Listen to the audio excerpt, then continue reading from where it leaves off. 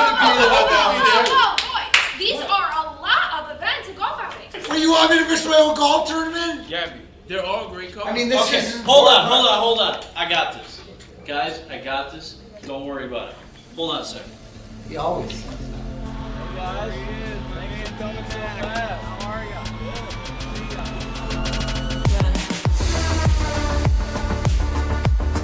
Remember you guys, Randy Wise, right? Sir.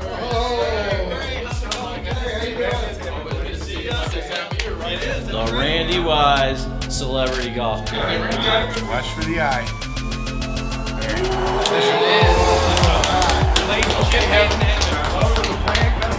Stay tuned. It's the Randy Wise Celebrity Golf Tour.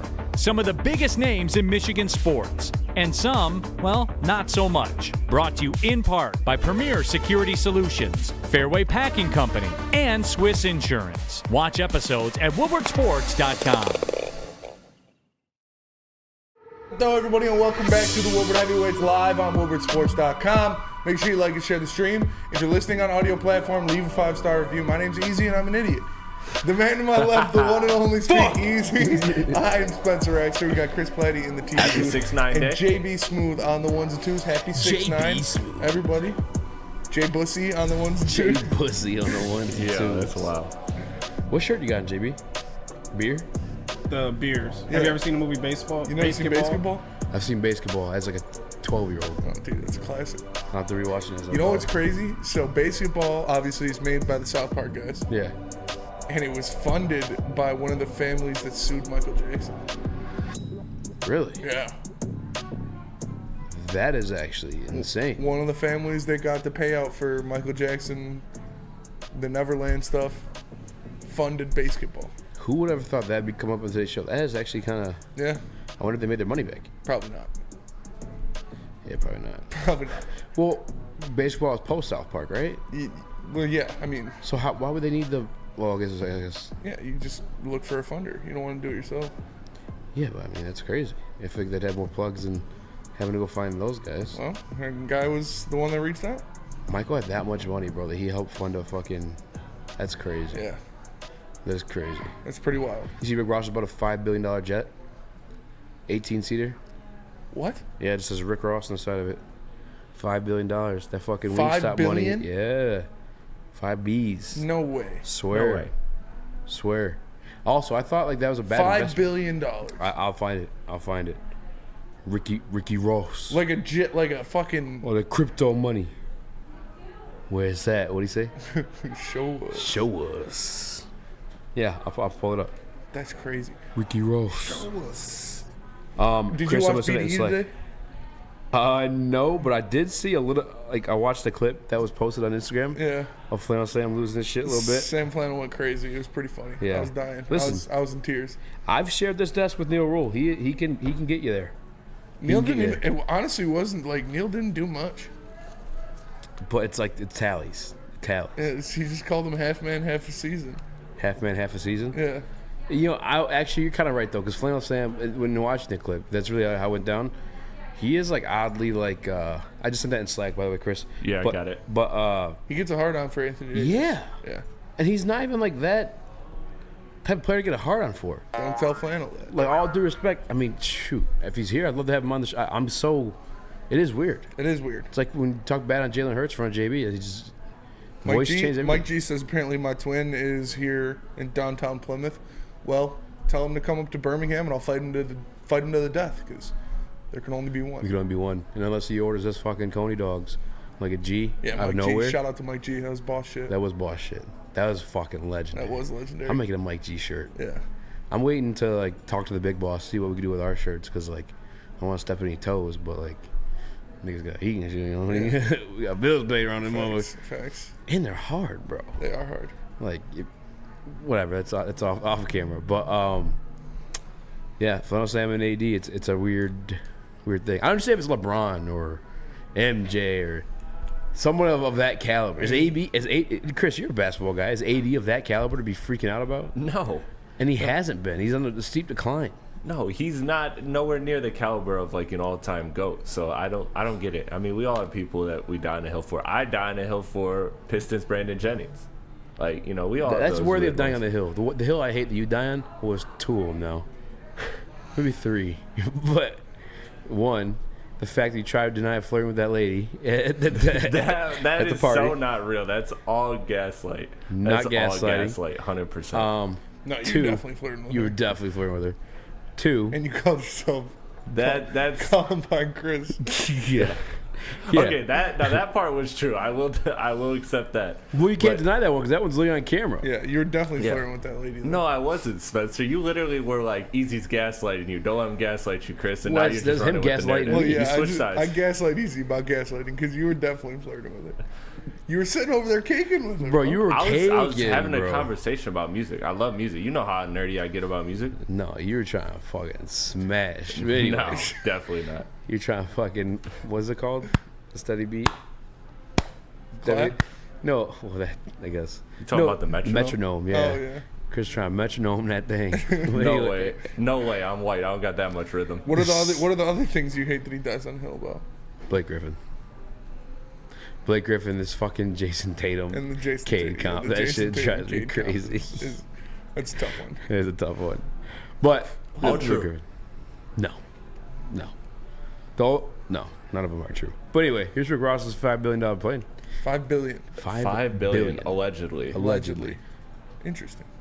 It's interesting. That's it? Yeah, that's it. Isn't it a video? No. It's Oh. a picture. Oh, Could have soared. great. But What? that's what it looks like. No, Yeah. mine's a video. Part of it looks like. Well, here. What are we doing? No, just What send do it you- in Slack. Come on. I now. did. I don't know how you got a picture of that. I'm so confused how you fucking turned it to a picture. Oh, because I grabbed one quickly off Slack. But not off usually- Slack, off Twitter. That's all right. Fucking aliens in Vegas. All right, yeah. What did I tell you, bro? Did you see it? No, I You didn't seen see it. Oh, bro. Well, this one's a little bit way sketchier than the other situation because the other guy's like credentialed. You know what I'm saying? Credentialed Air Force. Credentialed alien Classified. watcher. Yeah, he is. But this one, I guess there is some credential sources in this one too, because originally it's a police officer who like reported something like crashing. He's like, I swear I just saw something crashing, and they're like laughing at him over the thing. They showed it in like the whatever you call them. What do you call this? Body thing? cam? Body cam. There you go. And like they're kind of just laughing at it. He's like, dude, I'm scared to go over there. Ha ha. And they got a call. Sure as shit. Somebody's like, hey, there's something just fucking crashed into my yard, and there's like these 7 foot tall, like non-human looking things. Is it that big? I swear. Look, Bro, it's just fake. sounds fake, It but is it was fake. But that was real. But what also confused me, I heard the whole breakdown. Pat McAfee talked about it. Yeah. What do you keep looking up at? This is a bird, bro. I'm having real ADD. You are, moments. dude. Stop. I'm going to fucking put you in a helmet. You're trying to talk. But anyway, now you made me lose my fucking train of thought. I'm ADD too, bro. I know. Fucking twinning today, That's why we're a boy. good combination. Hell yeah, we're brothers. Brothers. Forgot everywhere we're going. Oh, Pat McAfee was talking about it as well. But I guess allegedly, because here's the part. It's a fake ass video. If there's No. 7 foot aliens, No. There's no video of the aliens. So that's where I'm like get a little sketched out because the guy had to call on a house phone, but it was like a foreigner family, which also kind of makes sense because it is a bit more traditional than typically. Sure, dude. as we call aliens bitches. Stop calling these dudes out. They are. They're pussies. 8 feet tall. They're Bro, pussies. stop. Shut the Come fuck sit up. down for an interview. No, Come sit down for an interview. with him and his residence. Right now. Right now. Bros, chill. If aliens are real, if you Stop. are real, Stop. and you ain't pussy, Maybe they think you're pussy. come sit down for an interview. If not, I just think you're a bitch. You're the equivalent of an ant talking shit to you right now. Yeah, well, I mean, not gonna hear 'em. If an ant looked up at me and said, You don't "Hey, give a let me fuck. get an interview," I'd be like, "All right, little man." You can't hear him. You don't give a fuck. I mean, if I had this Don't give a fuck advanced about that. technology and I'm an alien and I'm flying around, he'd be able to hear me. Well, no one's Pussy. All right. Will you stop calling out a possible superior race of beings? Ain't nothing superior to Spetty. I'm electric. I'm electric. I bend the knee for no man or alien. I guess.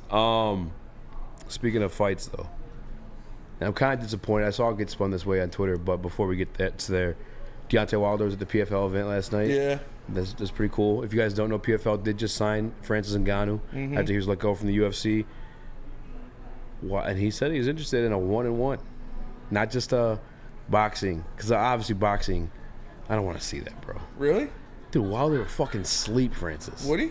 Yes. He's not. I mean, Wilder's not like. Bro, Wilder's 6'7". I know. Yeah, he's a big. And he's a fucking like a real box. No offense to Francis, but like, dude's been there with Tyson Fury. Yeah. And like the but second, he did embarrassed by Tyson Fury. For the second Tyson Fury fight, he like was boxing. He looked better. Yeah, he looked like he looked a lot better. Yeah, the best he's ever looked.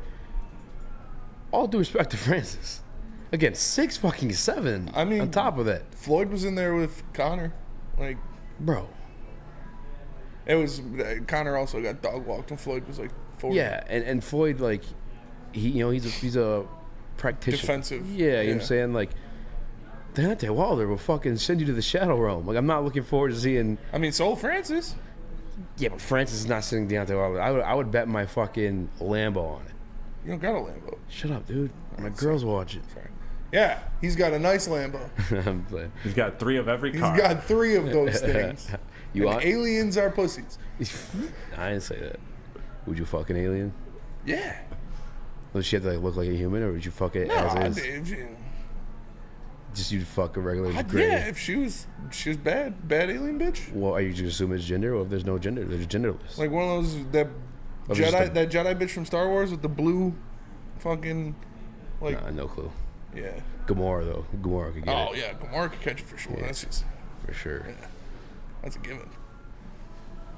I just pictured her tits. Not Gamora's tits? Yeah. Did you just picture them too? I'd get after her with an alien. If she's bad.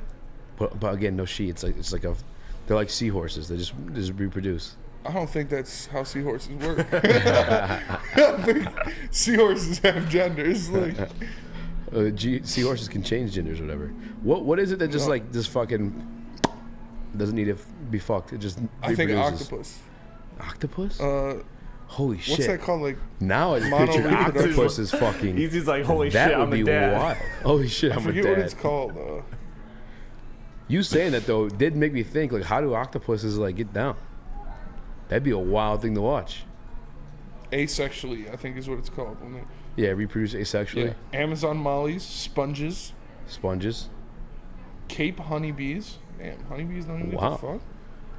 New Mexico whiptail. There's a lot of bugs. Okay. Well, starfish. Would you fuck a starfish? Damn, Patrick don't get no ass. Sharks, Komodo dragons, starfish. You said it's twice now. Pythons. Would you fuck? No fucking way. Pythons are asexual. Yeah, the first virgin birth by a Burmese python, the world's longest snake, was recorded in 2012 at the Louisville Zoological Gardens in Kentucky. A 20-foot, 11-year-old python. Imagine a fucking 20-foot snake walks up on her, slithers up on you. Little snake. I'm a snag. Snag. I'm a slippery little slithery snag. Ants. All right. Hydras. We're done. You're done. You're doing the Chris. Water fleas. You're just reading a fucking list. That's not content. You wanted to know who doesn't have to get something to get something. No, I did not know. I didn't ask for a fucking list. I'd ask if you fuck an asexual alien. Yeah. Sir. See what it's like? I guess. Everything's wet in the dark. It's all warm in the dark, brother. If everything's wet in the dark, you murderer? Stabbing people? What the fuck? Bro. What? This kid at a party went, oh man. I think that's too much for air. Okay. I'll tell you off air. Their commercial break? Yeah. All right. Well, shit. Tell us about Sam. I will. SMA. Sam. SMA, or the sports marketing agency, helps spread awareness about mental health and substance abuse. Water, please. Their new podcast, This is the S Word, helps fight the stigma about seeking help. So if you or someone you know is struggling, head to thesportsma.com and get the help you deserve. Love Woodward Sports? Love wearing clothes? Then you should be wearing Woodward Sports clothes. Check out our full line of merch at woodwardsports.com. Just click on shop. We have all your favorite designs, like Dan Campbell kneecaps, Woodward golf, and of course, our own logoed out merchandise. Men, women, infants, kids all love Woodward Sports. Impress your friends. Impress your boss. Impress your dog. Buy Woodward Sports merch today.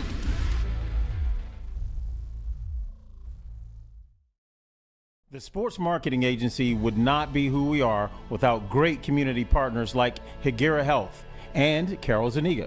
It's an awesome opportunity to partner with your organization. Higuera Health is a comprehensive behavioral health organization. We serve children through older adults with mental health, substance use, and developmental disabilities across Western Wayne counties, and really excited to now be in downriver communities as well. Give us a call at 734-458-4601.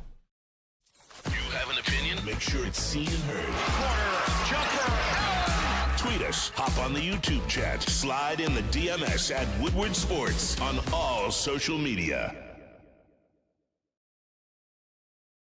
What up, though, everybody, and welcome back to the Woodward Heavyweights live on WoodwardSports.com. Make sure you like and share the stream. If you're listening on audio platform, leave a 5-star review. My guy Blade No Icewood in the Woodward Sports chat said, "LOL, Spence trying to take Mystique to Pound Town." Ooh, Mystique. She could turn into anything, including former Vice President Mike Pence. Yeah. Would you still bang her if she was former President Mike Pence? I only said that because she turned to some old white guy at some point. Yo.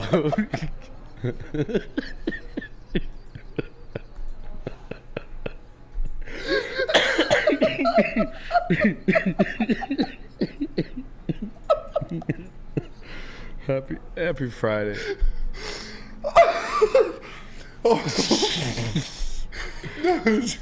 Yeah, including former Vice President Mike Pence.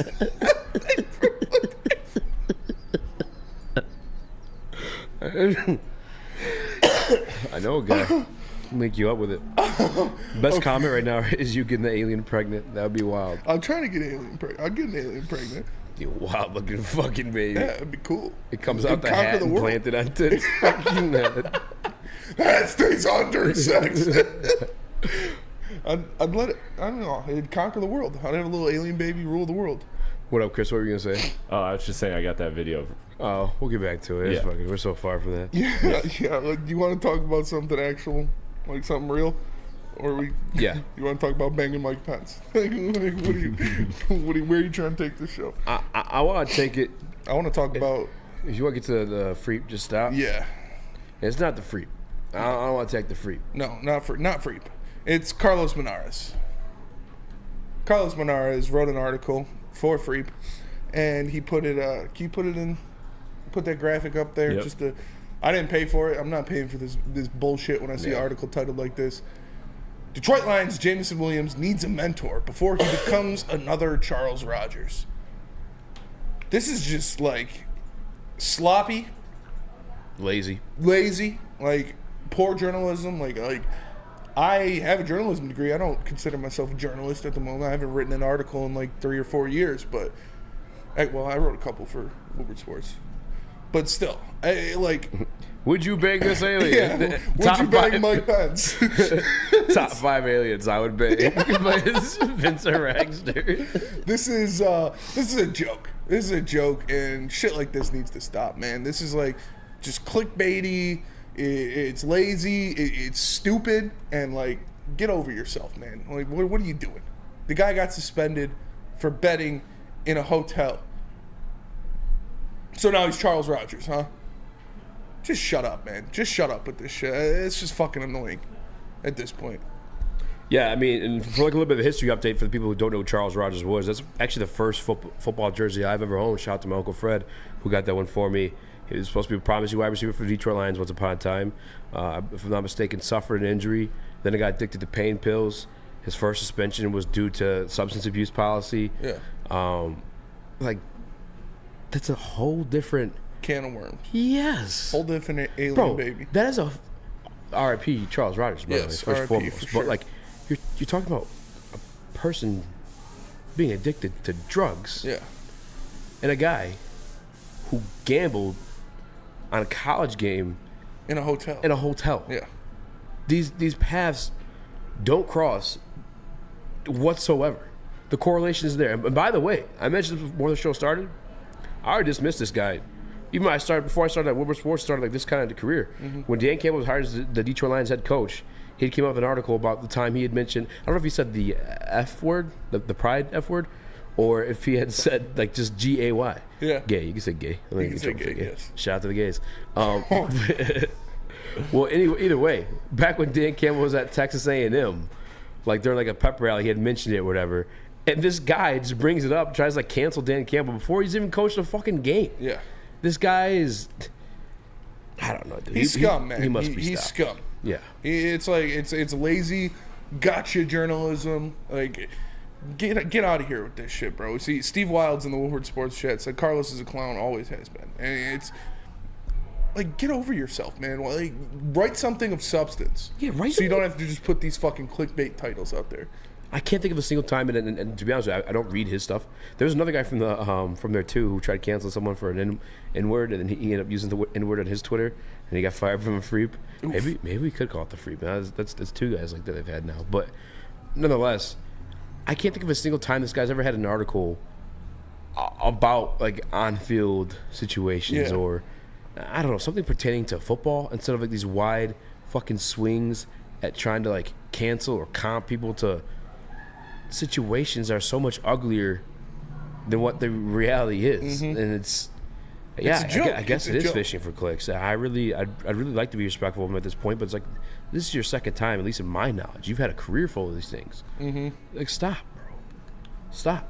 Maybe we get him on the show to find the correlation there. No, I don't want him on the show. Did you read the article? No, I'm not paying $2 for that. Yeah. Fuck that. I gave you my login. You got a login? I gave it to you. I literally logged your computer in. I don't think you did, because I tried to open it and didn't. Oh, I was on my phone. Oh, yeah. Maybe I can do it right here. I mean, I'll mess with it, but I don't know, man. Carlos. Oh, yeah. Nope. Yep. No. Nope. Not logged in. Well, we fuck, because I don't remember my login. It's a wrap. It's a wrap for sure. But, yeah, like, Carlos, man, come on. You got to be better than this.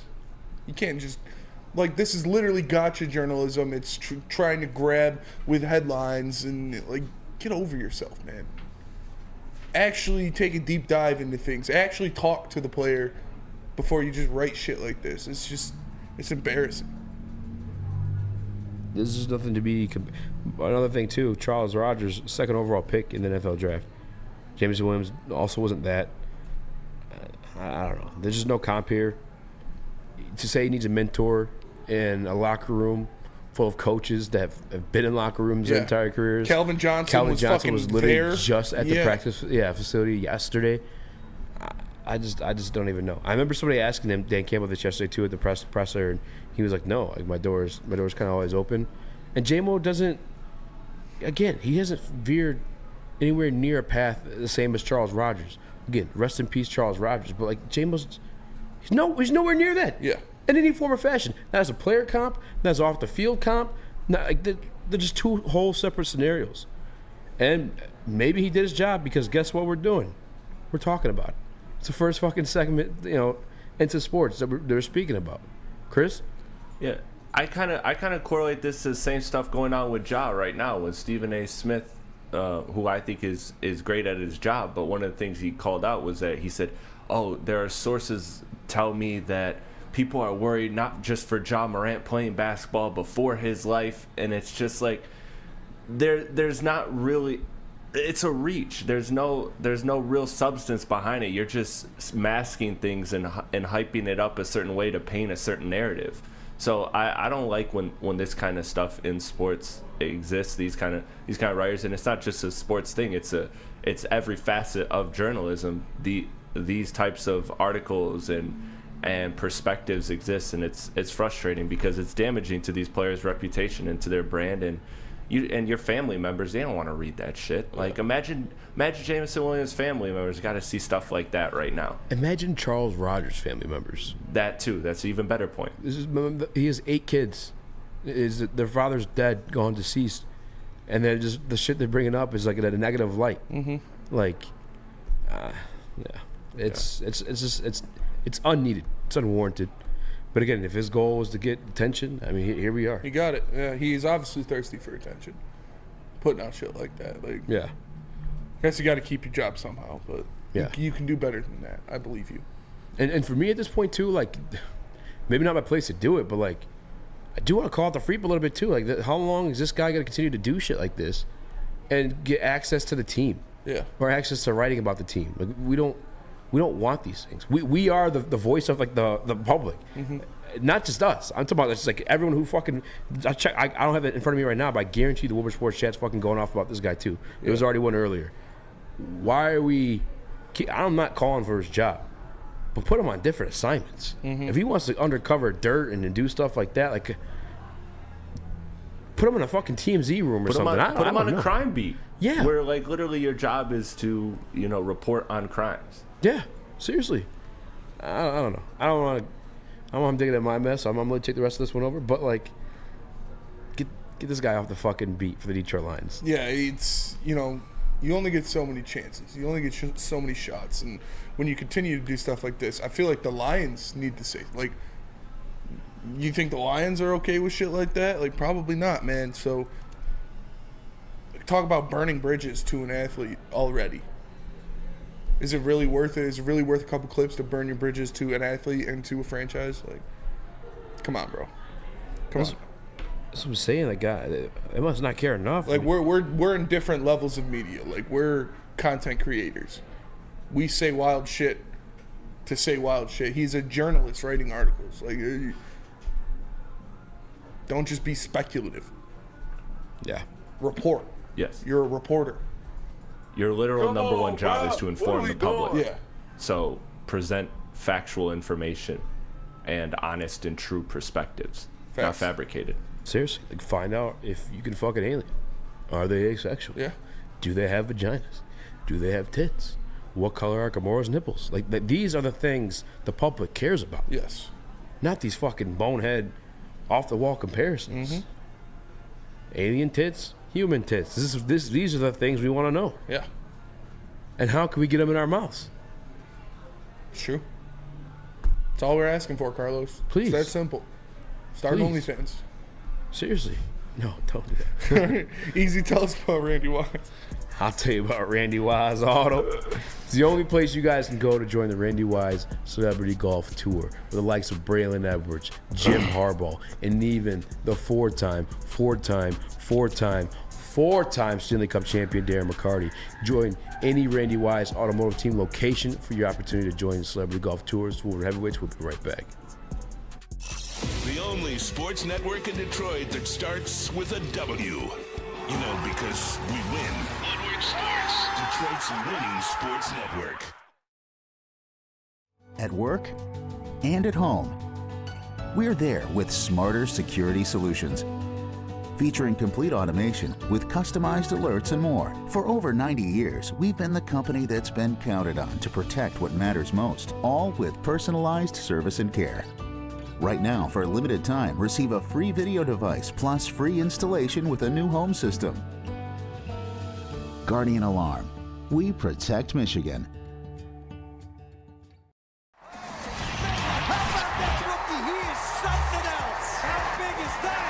of Detroit's sports teams live on Woodward. All of Detroit's sports coverage lives on Woodward Sports. Driving the best in Detroit sports coverage. Hello, everybody, and welcome back to the Woodward Heavyweights live on WoodwardSports.com. Make sure you like and share the stream. If you're listening on audio platform, leave a 5-star review. For the man to my left, the one and only Speak Easy, Chris Platty in the TD booth, Jay Bussey on the ones and twos. I am Spencer Rexter. We are the Woodward Heavyweights. What were you laughing about? It's one of the wildest comments I've read, and I'm behind the chat, so maybe some context to this one. But J.K. Cruz in 71 says, had an old spry fellow talking about banging a lamb in AA meetings. Well, you got to get it how you live, brother. Oh, man. It's Friday. It's 6-9, so no snitching. That's what it's all about. That's what it's all about, yeah? So we're going to move on from shit Lions coverage and go to some good Lions coverage from our guy, Brad Galley. Got a video of Penny Sewell talking about what the Lions' expectations are for them this year. And here we got it for you. Definitely off the bat, expectations are way higher than last year. We coming out with a different intent, different purpose than we were here last year. Attention to detail has to go up. Room of error shortens down a lot, so it's definitely tougher. But with the guys that we coming in and all the new faces like the rookies, I think we can handle it.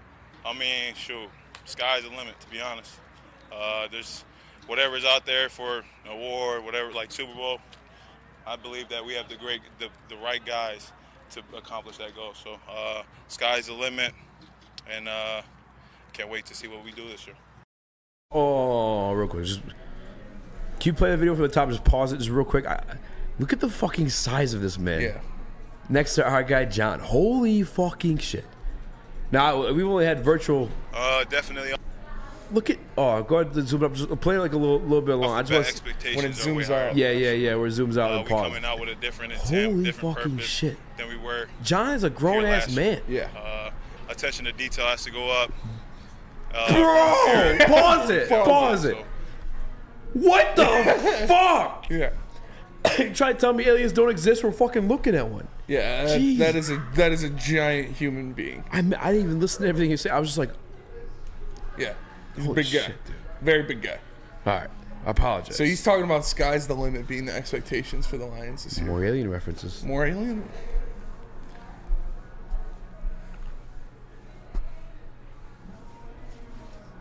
Sorry for the audio listeners. I'm sorry, we're still here. Yeah, we're still here. 5 stars. But yeah, it's when is like there too much hype? Is there a point where there's too much hype, or is this how these guys should be feeling? No. This is absolutely how they should be feeling after last year. They proved it to themselves. They didn't just go on an 8-2 run against absolute scrub teams. They beat good teams. They beat a team, the Jacksonville Jaguars, that won a playoff game this postseason, although kind of like one of those weird ones. And Trevor Lawrence threw like 4 interceptions and still miraculously came back. But they beat the New York Giants, who beat the Minnesota Vikings. Like this team proved themselves last year. And you don't just hit the field, you're automatically that same team. We've been told that time and time again by these players, but they're also aware of that. They're going to bring everything to the table. They're going to stay hungry. They've known nothing but losing. Let's be realistic about the Detroit Lions. Us, even as Detroit Lions fans, know nothing but losing. My lifetime, where I'm actually like grown enough to witness and consume a football game, we've never won a playoff game in my entire fucking existence. Yeah. As a football fan, but they know they've been there last year. They've been on the same field as these teams, and they've competed. I mean, as much as the NFC champion Philadelphia Eagles. Now, week 1, you can say the roster's changed at that point too, but that was, you don't look at it that way, sure. But that's also Detroit Lions at their worst, with the league's youngest roster. Like, I don't think there's no such thing as too much hype. And then you carry over to the offseason where you have the offense operating without being attacked by the defense physically because there's no pads, and they can't get shit going because their secondary is fucking everything up. Mm-hmm. They should 100% have these expectations. They know what it is, and they know they're capable of bringing it. Yeah. That's for sure. And everybody in the chat, relax. I sent the Sam clip to Chris. We're going to play it coming out of the next break, so you guys will be able to see it there. But, yeah, I don't think there should be expectations, especially with guys this young, guys like Penei Sewell that haven't known really the horrors of the Detroit Lions franchise and what it's been. And they've just experienced this Dan Campbell, Brad Holmes kind of re-galvanizing of the squad. Like, yeah, they should be feeling good. They should be ready to go. How they finished the season last year, what they added in free agency, having another good draft, like they should be ready to go. They should be chomping at the bit. They know this division's for the taking. They know the NFC North is extremely achievable. They know they could shoot for the NFC if they really tried to. So I love it, man. And we talked about in the past Penei Sewell becoming a vocal leader on this team, being asked to be a vocal leader. And when your vocal leaders are talking like this, talking about the hype, the expectations, the sky's the limit, like that bleeds through the rest of the organization. And I'm just excited to see these guys take the field, man. And I'm reading a comment too by Steve O'Baby in the Woodward Sports chat. It says the difference is easy. Minnesota and the Giants made the playoffs, even though the Lions beat them. What's the difference there? We're talking about the Detroit Lions team that started off 1-6 because of a little bit of inexperience there. You had the injury to Tracy Walker. Tracy Walker, who then at that point was the quarterback of that defense. The quarterback handle or green dot gets handled into Alex Anzalone. You have a rookie safety who's also only his second year playing the position, stepping into that point. Yeah, things were ugly in the beginning. That there's no difference though. That the team that you saw at the end of the season still existed and still whooped the ass of a lot of those teams that played well in the playoffs. They know they're good enough to compete at that level. There's no overhype here. Are they have to prove themselves? Yes, that's how it goes. Mm-hmm. You have to hit the field and you get the results at the show. we've been nothing short of that one. But to expect them to compete, 100,000, 10 million%. Expect them to compete in every single one of these games. Even at the beginning of the year, you saw that this team was. They took the Eagles to a one-score game. Like, they were in that game with the Eagles. They were in that game with Seattle. And those are teams that you look at as top teams in the NFC. And yeah, the Seattle Seahawks got a lot better over the offseason. Well, so did the Lions. And they can go out there and they can compete. Even last year, at the beginning of the year, when this team wasn't complete and you had guys playing in their first games in their NFL careers all over the field, they were fighting the Eagles until, I know, moral victory, we lost to the NFC champion. Like, yeah. Still, from what this team was at the beginning of the year, to do that with the Eagles is impressive. Yeah, 100%. And Smoking in the Word Sports Chat puts it together even better than, or adds another point to what we're trying to say, is he loves Sewell wanting to fight Donald when he was caught. And when he caught that pass against the Vikings, he also slapped that punk who tried knocking the ball out of his hands. Like, yeah, that's also the mentality of Penei Sewell, who is now a leader on this team. No longer one of the young. I mean, still one of the young guys, but also leaders included in that tag as well. And that's his mentality. You know what I'm saying? That's the mentality that your leaders bringing. That's another example of this team changing things around and being different. And I think CJ talked about it a little bit when he was speaking to the media yesterday too. Is like they have guys that are here to compete. And the Detroit Lions are the Detroit Lions, but what needs to change, or what we're working on changing, is the culture in itself. And if it feels like that has been changed, it's just up to themselves to continue to prove it to themselves each and every week, each and every day, step by step. And again, you're talking about a team. When you're that young, I feel like and you feel like you're going to miss the playoffs, I feel like it's almost easier to quit. Yeah. I could be wrong on this one, but for them to stay believing in Dan Campbell and had turned that season around, it shows a lot and speaks a lot to the heart of this football team. Because again, these weren't just scrub teams. They're going on an 8-2 run on. Which, by the way, too, we've seen scrub teams can bite you back. The Carolina Panthers bit the fuck out of the Detroit Lions. Like, if NFL is any given Sunday, and you have to come prepared every single time. You aren't just playing guys that don't give a shit. No, the NFL doesn't tank. Guys are out there because if you don't, you're gonna get hurt. This isn't. All due respect to the NBA basketball, this is not that type of sport. This is a fucking violent collision. Car crash sport. Yes. And for them to go on the 8-2 run, after starting 1-6, speaks volume to both how they are on the field and mentally, too. The guys never gave up. They never gave up in each other. They never gave up in the coaching staff. They never gave up in what they believed they were as a team. And you saw that, like, how easy would it be for them, this young team, one of the youngest teams in the league, under a coach who's in his second season, starting off 1-6, and just being like, oh, well, there it goes. Oh, well. No, they went out there and they fought every game and they beat good teams.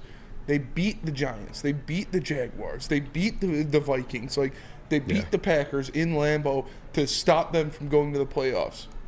These aren't just willy-nilly wins. These aren't things that every team can accomplish. Like, they went out there and they made names for themselves and they put shockwaves through the league. Like, why do you think so many people in national media are talking about the fucking Detroit Lions now? Is because people recognize, like, yeah, this shit's different. Yeah. Like, I know you guys were talking about how much you hate Stephen A. Smith earlier in the chat. Well, he took the Lions as his team to compete with the Eagles for the NFC. So, like, it's getting out there. It's not just Mina Kimes and Dan Orlovsky, like, on the Dan Campbell train anymore. More people are buying in, and for the right reasons. Because they prove they can hang out there and bang with anyone. They added great talent, and they're continuing to add great talent. Got a possible Pistons segment for later on the show. Shout out to Rodney with that text. Gilbert Arenas talking spicy, but yeah, I don't. There's too much hype on the Detroit Lions. It's my guy, JB, Chris. You guys got anything more on this one? I mean, it's just simple. Your best players set the tone in every locker room, all across sports. And Penei is one of the best players on this team. So for him to say these things, it means that it just carries a lot of weight in the locker room, and it shows again that they are setting the tone for what they believe that the goals are this season, and now it's just time to put it to test and achieve them. And a lot of it too shows in the leadership as well. I mean, you talk Sheila Ford from putting the money on to fixing the turf right away, to Brad Holmes going out there. So some of these teams they throw band-aids over like these bad position groups. Like an example, and this may be looking at as an organization that does really well, but let's be real about it. No Super Bowl in their history either. But the Buffalo Bills, the run game for them has been an issue for like 3 years now. Yeah, Josh Allen, their quarterback, has been their leading rusher for for the past 2 seasons. They drafted a running back. They finally addressed it, the second round or third round last year with James Cook? Yeah. Bro, you're close to contention. Stop slapping a Band-Aid. Go and address it. The Detroit Lions secondary was a fucking huge huge wound in this defense. They've slapped Band-Aid on that bitch? No. They completely reinvented it. Yes. Yeah. Tore down to the studs. Exactly. Everybody's fucking replaced and upgraded. Outside of we're still going to see Jerry Jacobs. Jerry Jacobs ain't going down without a fight. He feels mad disrespected. I'm not putting Mosley over him just yet, although I probably will have because Mosley's a damn good quarterback too. But Mosley, Sutton, CJ, GJ, and they had the draft of Kirby. Like that was not no fucking Band-Aid. Like this, the leaders. They went out and got legitimate coveted talent in the NFL. Legitimate guys that could start on any team in the NFL. Guys that would perform on any team in the NFL and put it in their worst position. In one offseason, they took one of their greatest weaknesses and made it almost the biggest strength on the team. Fucking insane. Yeah. And so the leadership has that recognition like, hell, we're taking this seriously. We want to go and compete. The players also see that. And it's everything you fucking hear when people go, it starts from the top. That's a perfect example of it. You know what I'm saying? And now it's bleeding into the players too because another organization believes in them. But JB, I'm sorry. I don't know you want to speak on this one too. Oh no, you guys are fine. I mean, you guys are running away with this, saying everything that I was gonna say. Just let it be known, Panay in that video did say Super Bowl. So I just want it to be known. Yeah. He says that the team has the greatest caliber of guys to get things done, and I truly believe that as well. I believe them starting off slow last season and finishing strong will continue on and to grow and build into this next season. So all my faith is in the Detroit Lions right now. Even Stephen A. Smith believes it. It's true. It's true. I feel it. Blade no ice what's to accept Jacobs and Will Harris. They're still here, but that don't mean they're starting. And Will Harris, I mean, obviously CJG is taking over Will Harris' spot. And Jacobs and Mosley, they're going to have to duke Tracy it out. could be the only returning starter. Yep. In the Tracy and Kirby. And let's be real about it, those are the only two worthy of. Yes. Except for Jerry. Jerry did nothing wrong. Jerry did nothing wrong. No, lose his spot. It's just that he's got some competition. That's another just characteristic of this regime. Yeah. They want competition. Competition breeds better players. Yes. So that's what it's all about. You know what breeds better humans is working out. Where Fucking you can go aliens. work out is Planet Fitness. Because Planet Fitness is the home of the judgment-free zone where you can get a full body workout in just 30 minutes of a 30-minute circuit. All memberships include fitness training. You can do all that for just $10.99 a month, or upgrade to the Black Card for $24.99 and get the use of all amenities. And if you're a high school student, age 14 to 19, you can work out for free all summer until August 31st. And you can enter for your chance to win a piece of $200,000 courtesy of Planet Fitness. All you have to do is take a TikTok video, send it, make it about your high school summer pass experience. Use a couple hashtags, tag Planet Fitness, and you'll be entered for a chance to win a piece of that. You can find out more at their website, planetfitness.com, where you can also sign up for your membership, or you can sign up in club. It's Planet Fitness, where your fitness is essential. Woodward Avenue, the first paved road in America. Woodward Sports, the first sports network born in Detroit and made for Detroit.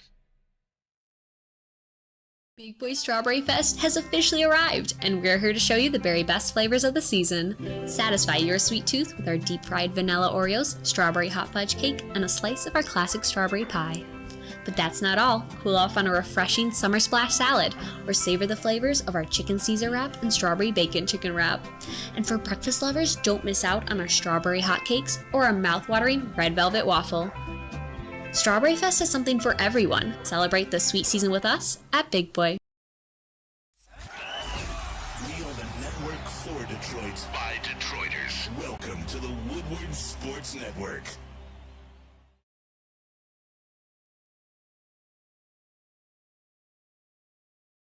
There is only one answer for the playoff defensive player of the year, and it's obviously Anthony Davis. Because Anthony Davis, he led the entire postseason in rebounds per game, blocks per game, defensive win shares, and defensive rating. Did those other teams win games in the series? Yes. Okay. Oh, they fine. all did? Who didn't? Half man, half a series did. I know, he was awful. Every he was other the worst game. player. He is the single reason they lost was Anthony Davis. Right? That's the only reason they lost. That's what you're saying. He is obviously the best defensive player, the postseason defensive player of the year. He was great defensively against Golden State. He was great defensively against Memphis, and he did an adequate enough job against Jokic because nobody can stop Nikola Jokic. That was Sam Flannel having a breakdown. I was in tears. I almost pissed my pants. It was very fucking funny. But we are the Woodward Heavyweights. Welcome back. Make sure you like and share the stream. If you're listening on audio platform, leave a 5-star review. You know you can find us at woodwardsports.com. Right. Dude, that shit, oh my God. You saw him get red. Play it one more time, Chris. Just cut it off after he says right. All right, got you. There is only one answer for the playoff defensive player of the year, and it's obviously Anthony Davis. Because Anthony Davis, he led the entire postseason in rebounds per game, blocks per game, defensive win shares, and defensive rating. Did those other teams win games in the series? Yes. Okay. Oh, they all did? Who didn't? Half man, half a series did. I know, he was awful. Every he was other the worst game. player. He is the single reason they lost was Anthony Davis. Right. All right, that's good. Oh man, that's still my guy. That's fucking money right there, man. That is great shit. I'm telling you, that was one of the hardest I've laughed in a long time. You laughing in the background was making it much worse. It was so funny. I'm so jealous I have to share you with that show. Why? Because I want to crush him. I want to be at least number 2. Get over it. Get over it? You like being in 4th place? Yeah. All right. Maybe if you show up before 10 minutes before the show starts. I have a fucking job, you ass fuck. And so do I. That's my job. You're here all day. It's your fucking job. This is where I'm driving 40 my other minutes. one's my job too. What do you I'm fucking jealous mean? I have to share you with Dispo. No? What? What I said doesn't make sense? You tried saying you should. We're not even going there. You're not even fucking making sense right now. You're gaslighting. How am I That's not what you're making doing. sense? You show up 10 minutes before the fucking show. Yeah. I'm jealous I have to share you with Dispo. Aw, babe. Aw, stop it. Well, the difference is I'm not competing with Dispo, all right? I'm competing with fucking Neil Rule. You just have a vendetta. No, I don't. I like trolling Neil. Because Yeah. Neil, it's easy to get him going. Former fat guy, so he feels like the world's against him. That's what it comes from. All right, intro this segment, because I don't know what this is. All right, you want to have a vendetta against somebody? Actually, this is an example of some type of vendetta. Gilbert Arenas with a second shot at the city of Detroit. Nah, we are doubling down. He is doubling down. First one was kind of against the Detroit Pistons and Isaiah Thomas, who obviously way better point guard than Gilbert Arenas ever was, however you want to look at that situation. But he mentioned or tried saying the only reason why the Detroit Pistons won their first championship was because they're the first team with a private plane. Which, like, no. Like, brother, they still fucking back-to-back years from that one. And the other teams followed suit after that, too. Like, what are you doing here? And I think the years are wrong on that, too, by the way. But this ain't what we're talking about. He's talking about Monty Williams' contract. Play the video, Chris. I know I'm not bringing nobody here. I know this city sucks. They just wanted him. I know all things in Detroit ain't. What do they have? The third round? They got the third pick. Detroit is coming back, Gil. What they got? $78 million. What they got? The third pick? What they get? I don't know who they get. No, I'm just saying they might have sold that to him. Like they probably sold themselves to him. But what I'm saying is, if I know that as an owner, why am I paying and putting so much money into Because $78 million? If I know that. Listen, we can't. They got the fifth. I gotta afford a coach on what reality is. Yep.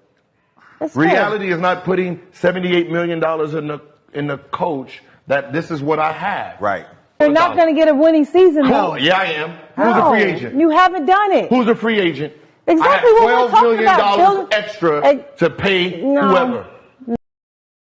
Dude, Gilbert, I love you, but shut the fuck up, man. Like shut the fuck up. What are you talking? You so they should just go out and sign a mediocre head coach?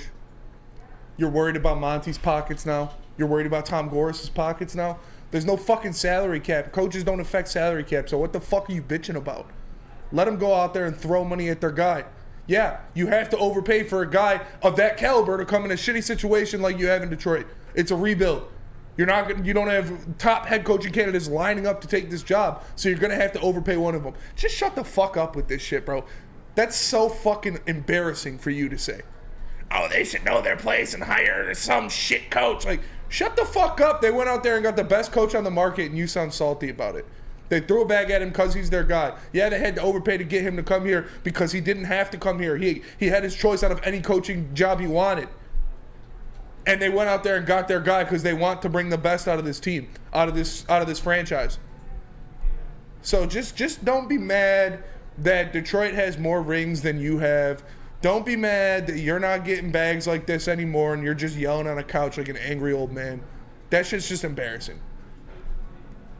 Beyond that too, the embarrassing part is like I don't know. This is like an open podcast. You kind of just talk about whatever. But the two clips I've seen from it now have been basketball topics. But if you're talking about the Detroit Pistons and you're saying you're paying Monty Williams $78 million to then go and coach what, brother? Is this a basketball podcast? Do you pay attention to what's going on with the game? Do you not recognize that Cade Cunningham was the number 1 overall pick just 2 years ago? Mm-hmm. Do you not recognize the type of season that Jaden Ivey did just have? And listen, I'll be fair. You don't necessarily have to look at the type of season that Jaden Ivey had and be like, oh, it's fucking crazy rookie season, because he was kind of just playing hero ball a lot. This is the worst record in the NBA last year. But nonetheless, the talent, the spark, the stardom, the potential all showed, all flashed. Did you miss it? Is this a basketball show? What do we talk about here? Mm-hmm. Do we talk out of our ass in this one? Like, well, because then you go turn the page back another year. You look at Cade Cunningham's rookie season, and there's actual substance in that one. Saying like, God damn, like this dude can fucking ball. Mm-hmm. There's a guy that's, all due respect to Gilbert, Agent Zero, but a guy that's fucking 20 times the player that Gilbert Arenas was, and Kevin Durant, who fucking went toe to toe with Cade Cunningham as a rookie. And then after the game praised him too, like, yeah, that kid's gonna be something special. Yeah. Kevin Durant has been praising Cade since before he was drafted. What are we paying attention to? Oh, I just mentioned 2 of those names. How about Jalen Duren? Doing things that we haven't seen since Dwight Howard. Mm-hmm. And you can laugh and joke about all the stuff Dwight Howard's done off the court. Yeah. On the court, Dwight Howard best be respected. He was a monster. Dude was a fucking monster. Yeah. Dude carried the Orlando Magic team to the finals with fucking Hedo Turkoglu and fucking 4'3" Jameer Nelson. Yeah. Like that's the, I don't know, man. Like what are you missing? Have you not been paying attention to shit? Like, I hate attacking these guys off rip. I feel like I that's the one thing I do hate about this sport. Like, I would have tried to reach out to get Gilbert on the show. Yeah. Try to educate my man. Because like, what are you talking about? To come and coach what? Do you not see what the fuck they got going on here? Mm-hmm. This is your fucking whore grandmother's Detroit Pistons, Gilbert Arenas. All right? This is your slut auntie's Detroit Pistons, all right? I hope this is new Detroit Pistons. But I think it's the new Detroit Pistons. Yeah. And they're on their way. Yeah. Shout out to Pistons Talk for clipping and posting that, by the way. Yeah, and they went out there and they got their guy. What's so wrong about that? That statement where it's the Pistons. You got to hire for reality. Like, that's the dumbest shit I've ever heard in my entire fucking life. No, you go out there and you get the best coach on the market because you want your team to be better. And who cares? Why are you looking at his pockets? Why are you looking at Tom Gorsu's pockets? They went out there and got their guy. You're pressed because he just signed the biggest coaching deal in the history of the NBA? Sounds like you're mad about the wrong things, brother. And to like the other part too, like the pocket watchers, because there were some Detroit Pistons fans that were this way too. Oh, they should have paid him all that money, bro. Why? It doesn't count against the cap. It's not stopping anything on the other side of things that need to like work through. Like he just said, you're gonna pay him all that money to pay what? A free agent $12 million? Gilbert, you were in the NBA, bro. Do you not remember how the cap structure works? Yeah. Because the coach's salary wasn't on that. They're 2 separate entities. And like hating on a team for trying to better the situation they're in is what makes me laugh. Like, so they're just supposed to continue to reside in the bottom. They're just supposed to sign some nobody because they're rebuilding right now. Like, you know, this is one of the most historic franchises in NBA history, one of the best franchises in NBA history, right? Detroit Pistons had a lot more success than the Washington Wizards, I'll tell you that. You can take that to the bank. So next time you come for the Pistons, next time you come for Tom Gorsuch or Monty's pockets, why don't you do a little research first on the team and the history of the franchise? Because the Detroit Pistons were at the top of the NBA landscape multiple different times in their franchise's tenure. Gilbert, no, and stayed there for a while. They smacked his sorry ass Wizards around a couple times too. Couple times. Fucking Gilbert. You remember those going to work boys? You remember Ben Wallace and them boys? Hi, my name's Gilbert. Come on now. I understand Gilbert. Dude, I love Gilbert Arenas. Was a walking bucket. Obviously, he did some stupid stuff, and he's the OG Ja. Yeah, OG Ja did some stupid stuff and got caught up for it. I'm not here to talk about that. He was a great basketball player, but in this situation, come on, bro. Like think about what you're saying for a second. This is they're bettering their franchise, and you're mad at them for it. Stay out of people's pockets, man. Just focus on yourself. Get some shots in, Chris. I mean, look, the NBA invented a clause just to get rid of your horrible contract, Gilbert. Let's keep it a buck. You signed a $111 million contract, and less than halfway through that contract financially, you were amnestied. Like, you want to talk about other people, running off with a bag? You ran off with a bag. And I don't want to disrespect Gilbert like that because, again, Gilbert is one of my favorite players to watch as a kid. But this was so out of pocket. Again, like Spencer said, you can't say it better than that. How are you mad at a franchise wanting to better themselves? Literally, what position are they supposed to take? And the whole podcast or whatever that was uneducated. They didn't even know what pick the Pistons had in the draft. So you could tell they were just, spitballing and whatever. And it was probably for clicks. But at this point, it seems like Gilbert's got some type of vendetta against Detroit.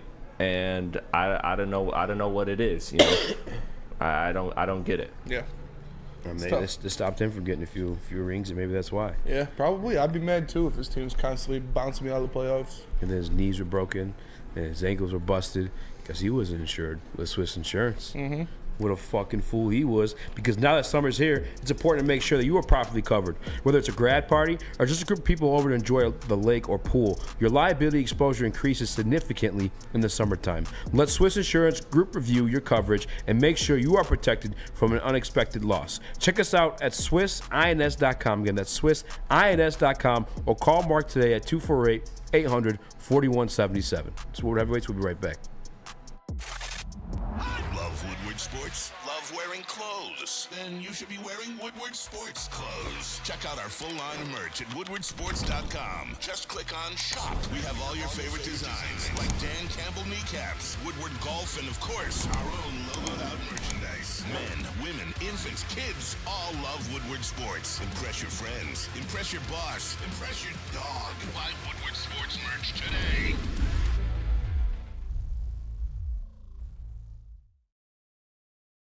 Introducing the Planet Fitness Guide to getting that post-workout glow. Step 1. What's your why? More epic energy? Better sleep? Blow off steam? Step 2. Join Planet Fitness for just $10 a month and get moving in our clean and spacious clubs. Step 3. Bask in that post-workout glow. Join Planet Fitness today for just $10 a month. Join today at any of the 50-plus Detroit area locations.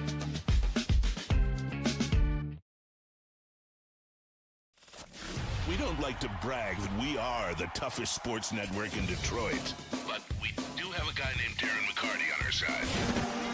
Woodward Sports.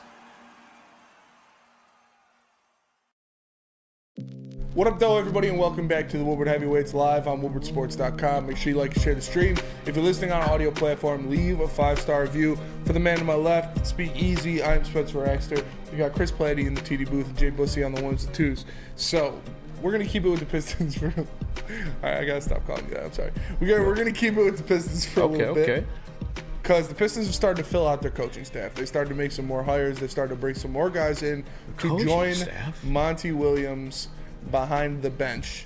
And Chris, why don't you tell us about a couple of these guys? Yeah, so here's the first one. Mark Bryant is expected to join the Pistons coaching staff. And I'll get to his resume in a second here. But you also, and this is per Piston Talk, and Jake Fisher, in a big article he wrote about the Suns today. And also, Dan Burke is expected to be the top defensive assistant. He was just with Philadelphia. And Dan Burke and Mark Bryant both have extremely long tenures in the NBA. I mean, Dan Burke was literally put on Larry Bird's Indiana coaching staff. That's how long he's been an assistant around the league. And he's been known as one of the top defensive assistants. He was just in Philadelphia with Doc Rivers. And you know how Doc Rivers likes to use Tom Thibodeau or somebody like that as their kind of like defensive coordinator, defensive guru. And that's what Dan Burke was in Philly last season. And Mark Bryant, former NBA player, he was drafted by Portland 21st overall. He actually was on the finals team when the Pistons beat the Portland Trail Blazers. And since then, he's been a coach for Don Nelson and the Mavericks in 2004, the Magic 05 through 07, and Oklahoma City Thunder. He presided over 6 coaches from 07 to 2019. Literally started as a Seattle Sonic coach and ended as an Oklahoma City coach. And then most recently, he was on Monty Williams' Phoenix Suns staff. So this is a lot of movement, and there's also rumors that Monty Williams is trying to grab Jarrett Jack, who is also part of the coaching staff of the Phoenix Suns and one that had a particularly strong relationship with Chris Paul. So they're filling out their staff, and it seems like Tom Gores and Monty Williams are having no problem expending all resources to get all of the coaches they want. And again, this seems to be forming out to be one of the most experienced coaching staffs in the NBA. And I can't wait to see how it is. And I'm really excited about the Dan Burke hire because, again, that's a defensive guy. And we've been talking about Monty and Silas and the offense that they bring. Well, you know, who's got to work on the defensive side of the ball, and it's Dan Burke. And I like his resume from what I've seen so far. So I'm very excited to see what this coaching staff will do for the team. Yeah, me too. It's great to see him filling it out like this, filling them out with guys that have been around the league, filling it out with guys who have a proven track record of success. So I'm excited to see that. There's a lot that can go into having this kind of experience in the coaching staff when you're dealing with such a young team. Like the three best players on this team, the three players that you want to have the biggest roles on this team next year are all in their second or third years in the NBA. And I guess Cade, you can kind of count it as his second year next year. So it's good to have these minds around them. It's good to have guys out there that have been around the league, seen a lot of different things, and know what they're doing, so they can teach these young guys what to do in certain situations, how to react to certain things on the floor, and kind of grow them as NBA players. Yeah, I mean, you guys already know how my kind of stance on the NBA coach situations. I feel like it's more of a talent-driven league. That thing's been proven time and time over and over again. On the court coaches, turn the page, look at there a little bit. I was watching a clip of Jeff Green talking to Aaron Gordon during the last game, and he's kind of just telling him how to bait the Miami Heat players in the paint to make sure he's grabbing these boards and second chances. He's also a free agent, and we also down here too. I don't want to pry into another topic or not, but like that's what I'm looking forward to. Those type of situations. Like I don't know how many assistant coaches have the biggest effect on championship teams more than like players do. And I'm looking towards like those type of names, and then we've already mentioned that before on the show too, but. Sure.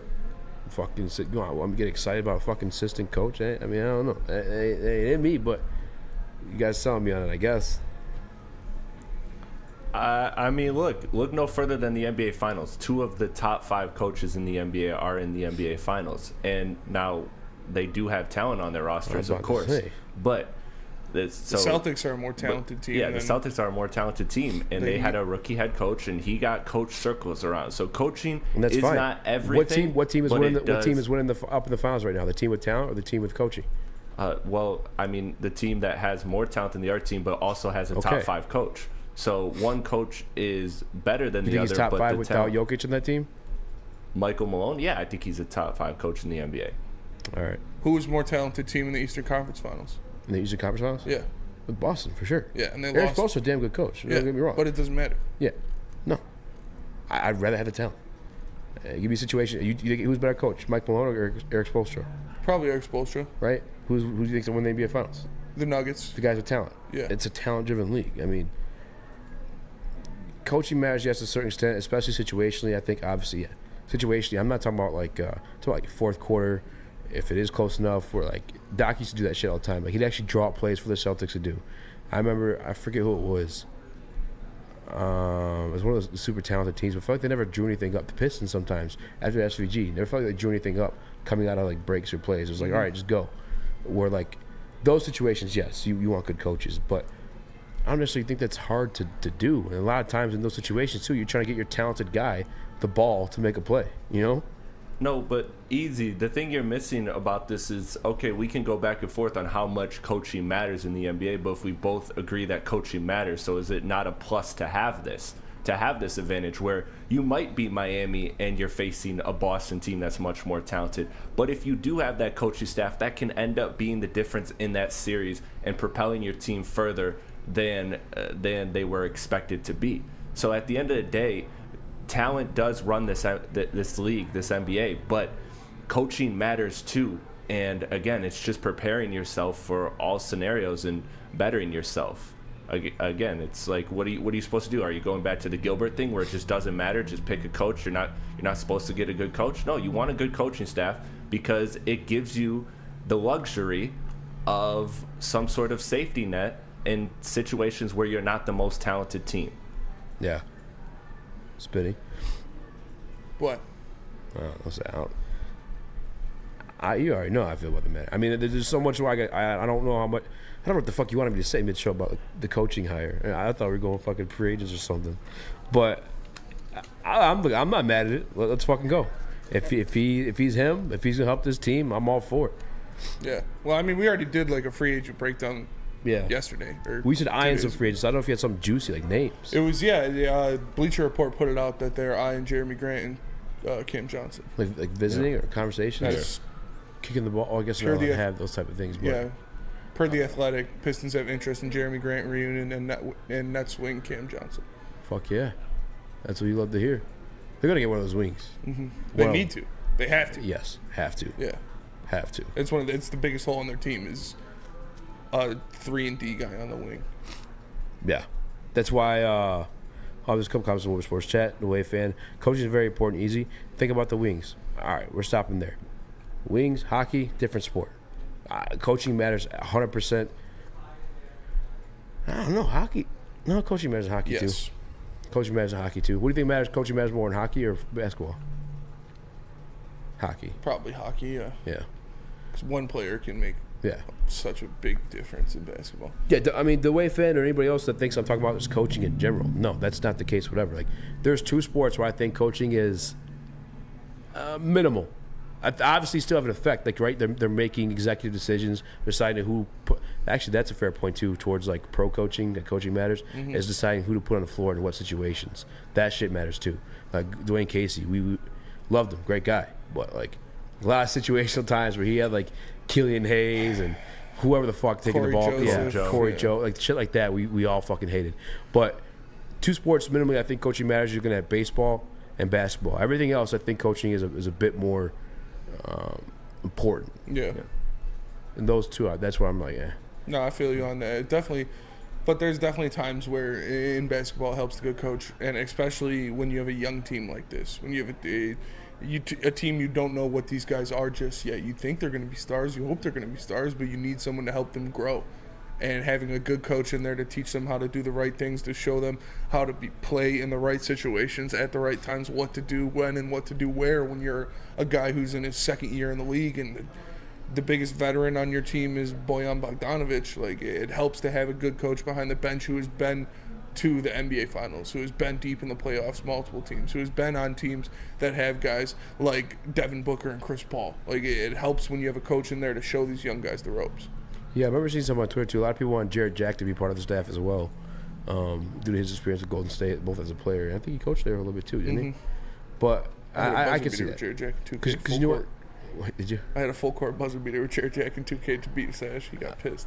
My GM, he's my backup point guard behind Reggie Jackson. Oh yeah. He's straight as fuck. But in all seriousness, I will say this, and you guys made these points too. But like, yeah, I guess you do want somebody who's been in those situations too. Even if you have an experienced head coach, you want some guys on the bench that have been in those buzzer beater situations, playoff situations. Say, hey, back in fucking 18, this is what we did. Back in 19, this is how we stopped LeBron. This is what we did. You know what I'm saying? Like, there is that bit of experience that I guess you definitely want on that team. Mm-hmm. So I ain't mad at it. I'm not mad at the hire at all. Yeah. I'm mad. Coaching can make the difference. Like what happened when LeBron and the Miami Heat went up against Dallas in the finals. Yeah. They lost. And Rick Carlisle outcoached Eric Spoelstra. That team outplayed a far superior, far more talented team in Miami. So it happens. And like we've talked about, the Pistons aren't going to get those free agents. They're not going to get those superstars. So you hope the homegrown talent could turn into that. But it also ingrown thumbnail. No, you hope the homegrown talent can turn into those kind of superstars, but it also helps having a good coach in situations where you're going up against guys like that. 1,010%. And shout out to Mike Hilton, the Woodward Sports Chat. Shout out to Dos Dion. That's how we acquired Mike Hilton as a fan. Shout out. But he says it sounds like he's saying coaching absolutely matters, but talent matters more. Agreed. And that's absolutely my point and thing I'm making. Also, Blade No Icewood, speaking of exact facts, Jared Jack go crazy on 2K. Yeah. He can give you 20 if used right. There's some 2K gods out there, bro. Jeff Green one too. Jeff Green, Rudy Gay. Rudy Gay. I dropped 78 with Rudy Gay on my board. 78. Oh yeah, bro. I was giving him nasty work. You're lying. I swear to God. 78. 78. My God. Giving him nasty work with Rudy Gay. I dropped the That's 84 with fucked up. Whiteside. That was your friend? Yeah. You don't do that to friends, I know. Spencer. I was giving him buckets. He was hot the whole game. With Rudy Gay? Rudy Gay. Was it a close game? No. I dropped 72 with KD on him one time. I had a too. full court buzzer beater with Tayshaun one time. Like, literally, my full court buzzer beater with Jared Jack, he threw that bitch like that. It was from in the restricted circle. Yeah. Inbound that ball. Stash got pissed. I fucking love 2K. Because Stash was a dog at 2K. Let's go play some fucking 2K tonight. Let's do drugs and play 2K. Boys. Let me tell you guys about Lady Jane's. You can walk into any Lady Jane's for an award-winning haircut experience and register for a once-in-a-life opportunity to win not one, but 2 cars of your choice, courtesy of Les Stanford Buick GMC of Ferndale. That's right, 2 cars, one for you and one for your best friend, your wife, or your girlfriend. Lady Jane's, open 7 days a week. Walk in anytime. It's wicked awesome. Woodward Avenue, the first paved road in America. Woodward Sports, the first sports network born in Detroit and made for Detroit.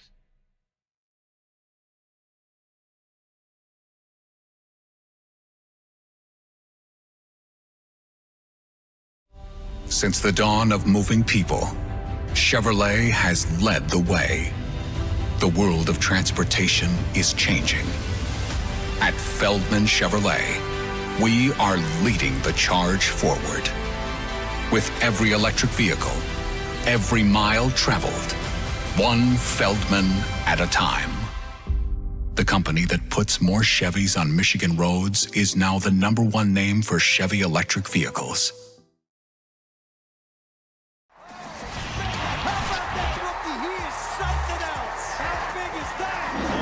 Detroit sports teams live on Woodward. All of Detroit's sports coverage lives on Woodward Sports. Driving the best in Detroit sports coverage.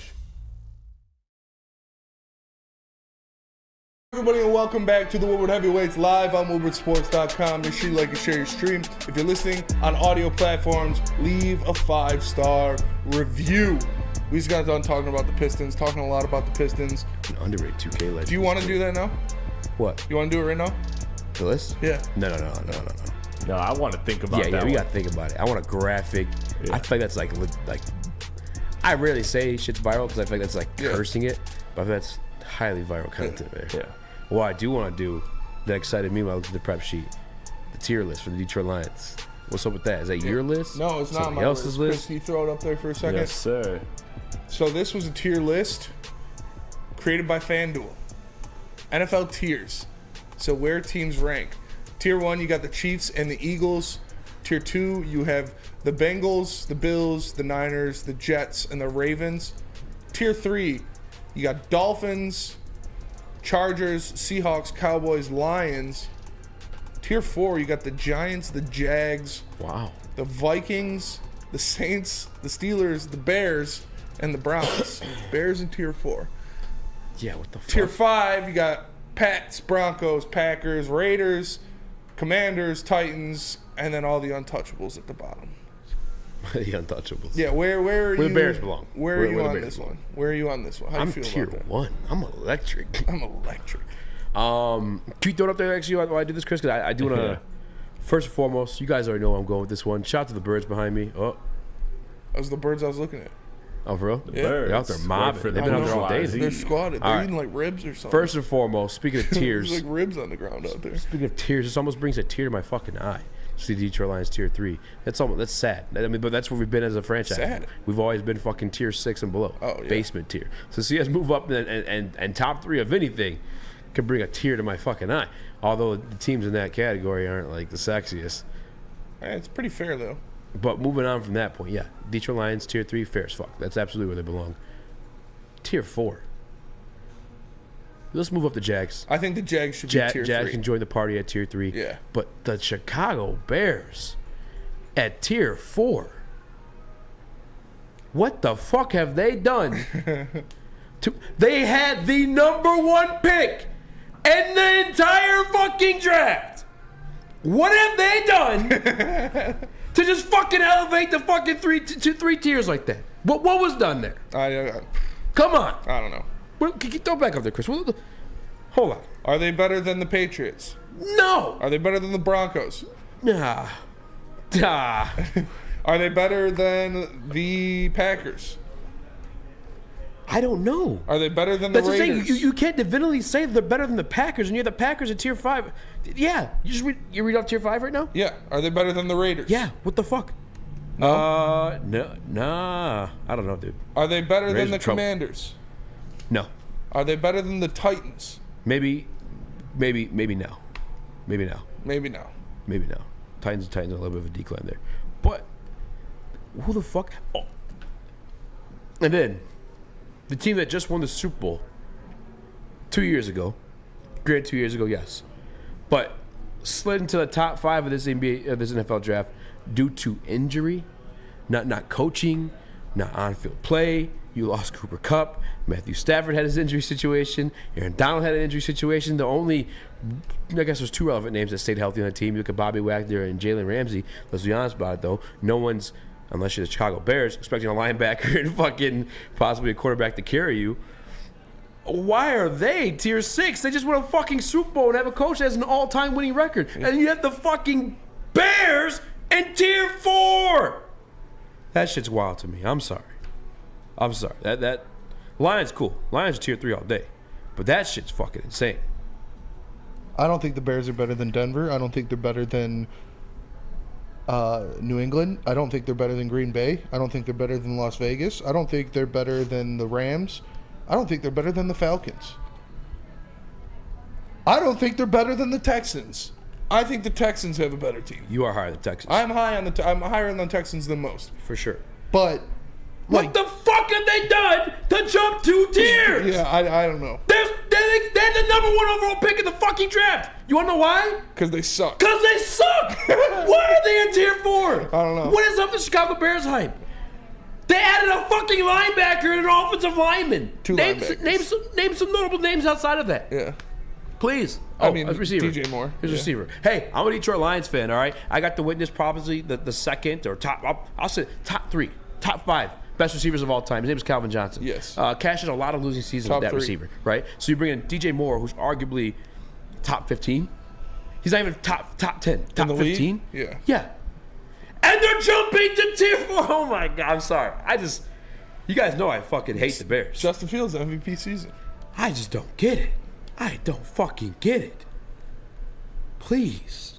I gotta get some, but we gotta reach out to a Bears writer, content creator to try to sell me on this, because like Adam Rank. No. No, it's all delusion with that. Yeah. Man. That guy's a fucking psycho. He hasn't won 12 games. No, yeah, he had him win like fucking 14 games last year. Is there like because like, okay, you like the Texans, right? I like the Texans. So Texans got a brand new shiny quarterback, right? Yes. CJ Stroud. Yeah. I'm kind of fans of him. They got Mechie coming back. He was a former first-round pick. Got Will Anderson. That's a first-round pick, possibly, arguably, the best pass rusher in this draft. They got one of the hottest head coaching prospects in DeMeco Ryans. There are conversations to be had when it comes to the Houston Texans, and if you wanted to put them in tier 5, it qualifies because of those conversations. They signed Laramie Tunsil, big deal. They got Dalton Schultz. Yes. That was a good sign. Sheldon Rankins was a good sign. The fucking Bears. Yeah. Signed a line. They got Jimmy Ward. That's a good sign. Fuck them. I'm done with it. But like, there's conversations we have with that team, right? You're mentioning names, head coaching Perriman. prospect. The Bears are the same fucking head coach. They have the same offensive coordinator, same defensive coordinator, the same fucking quarter. How? I'm done. I don't care. Dude, the Texans are going to be good. I know. The Texans are going to be fucking good next year. No, relax. I'm looking at this roster. Relax. I'm trying to save you from that one. I'm looking at this roster, and it's looking pretty good. Damon Pierce, Devin Singletary in the backfield. CJ Stroud, Dalton Schultz. Like I said, they signed Laramie Tunsil. Robert Woods, John Mechie, Nico Collins, Tank Dell. On the defense, Will Anderson. They got Sheldon Rankins, Denzel Perriman, Jimmy Ward. Jalen Petrie was good last year. Derek Stingley looked good last year. They signed Desmond King. The Texans are going to be good next year. Like I'm telling you, they're going to win at least 8 games. Stop. I don't know about that one, but there's conversation, right? Like you have an argument there. What do you guys help me? I won't hate you. because I'm asking you to do this for me, for my sanity. Can you try to sell me on the Bears? I mean, can you sell me on the Bears as convincingly as you just tried to sell us on the Texans? Okay, yeah. DJ Moore. Okay. All right. Khalil Herbert getting a bigger role. Justin Fields getting more comfortable. Their offensive line is still a little shaky. Maybe they got Darnell Wright, correct? Yeah. So maybe he steps in and has a great season. Okay. I love Tremaine Edmonds. I think they have a great safety combination in Brisker and Eddie Jackson. So maybe those two safeties can do something on the back end. Their cornerbacks suck. Their defensive line doesn't really have any playmakers. Their offensive line is They have a good receiving core. I'll say that. They have a good Darnell Mooney's coming They back. have a good There's that, I threesome of guess. receivers with Claypool, Mooney, and DJ Moore. But I think their weakest points are their offensive and defensive line. Yeah, that's going to lose them games. Not doing it for me. Not enough to qualify fucking tier 6 to tier 4. But I forgot this is a FanDuel network who just gave Kay Adams a big ass contract to run their morning situation. She's a big Chicago Bears fan. Maybe she's got some play in this. I don't know. That is one of the most. I want to call them. I want to talk shit to Chicago Bears fans. I want to say the most delusional fan base in the NFL. But the national media's not helping. Yeah. With shit like this. Am I tripping, JB? The Bears a tier 4 team in the NFL? Tier 4? That's maybe saying a little too much. I drop them down to 5 as of right now, but still, they'll be runner-up in the NFC North, which is fine. I have nothing against that, but yeah, the place the Lions at tier 3, I don't know about that. I if anything, I think we're teetering on the 2 to 3, like right in between there. Teetering? Would you Teetering. say? Teetering. I like that. What about the rest of the tiers? Just move. I don't really hate them. I think the Rams are too low. Rams are definitely too low. You could easily swap out LA and Chicago, and everything would make a little bit more sense. Because everything else is kind of like on par. And the Jags should get bumped up. Yeah, Jags should definitely get bumped up. I mean, Jags could. Tier 3 Jags. I was gonna say 2, but I looked at the teams in tier 2, and it's not even close, mate. Jags could get bumped up. The Chargers, maybe Dolphins, at least. Lucas called you a cheating whore for wearing a Jalen Hurts shirt. Okay. You are a bit of a cheating whore for that. I'm supporting my quarterback. Didn't you wear Seahawks? That's my quarterback. He does have a Seahawks shirt. I or do. a Seahawks hat. Yeah, but didn't you wear it after the ass whooping? Yeah, he did. Yeah. I was trolling a little bit. No, JB. Fuck you. Those birds are back eating those ribs. They stay distracting you. I'm gonna go out there. You're gonna be talking to them. Yeah. Hey, do you want to do a show with me? You're gonna fucking replace me with a bird like Rick and Morty. Yeah, like Rick and Morty. You are worth 2 crows. You are worth 2 crows. And meanwhile, the crows are fucking cheating on him. Dude. So Rick and Morty's great. Yeah. The wheel lands on Jerry and it says spin again. Why don't you tell us about Dispo, Easy? You want me to tell you about Dispo? It's as easy as this. The place is a vibe. Honest to God. Free food. You heard me right. This is a cannabis read. What pairs well with cannabis, Spinny? Food, snacks. There's free tacos at Dispo Romeo today. Dispo is the only spot to go. Elevate your sense and embrace the harmony of nature at Dispo Dispensary. Whether you're a seasoned connoisseur or new to your plant life journey, Dispo has over 10 locations with experienced bud tenders ready to serve your needs. Visit DispoShops.com today. Again, that's DISPO shops.com, your local plug. The only sports network in Detroit that starts with a W. You know, because we win. Woodward Sports, Detroit's winning sports network. Introducing the Planet Fitness Guide to getting that post-workout glow. Step 1. What's your why? More epic energy? Better sleep? Blow off steam? Step 2. Join Planet Fitness for just $10 a month and get moving in our clean and spacious clubs. Step 3. Bask in that post-workout glow. Join Planet Fitness today for just $10 a month. Join today at any of the 50-plus Detroit area locations.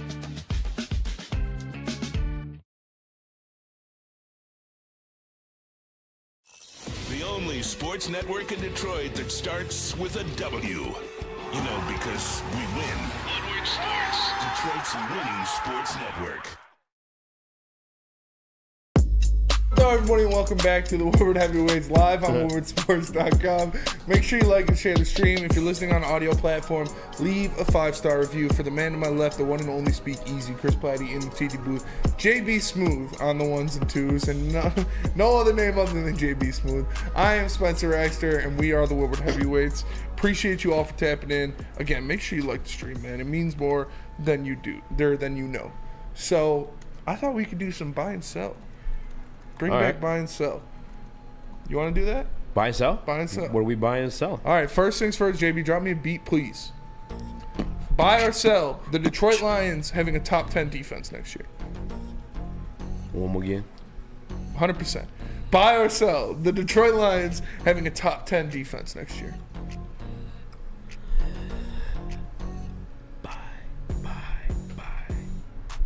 Bye, bye. Just another thing you came into. You made me, but it ain't no lie, baby. Bye, bye, bye, bye, bye. Yeah, all day. Bye, bye, bye. Like a fucking girl fresh out of high school. Curious. Jesus Christ, bro. Well, bye, bye, bye, like Chris in Wisconsin. Bye, bye, bye, like Chris in fucking 8th grade. JB, buy or sell the Lions having a top 10 defense next year.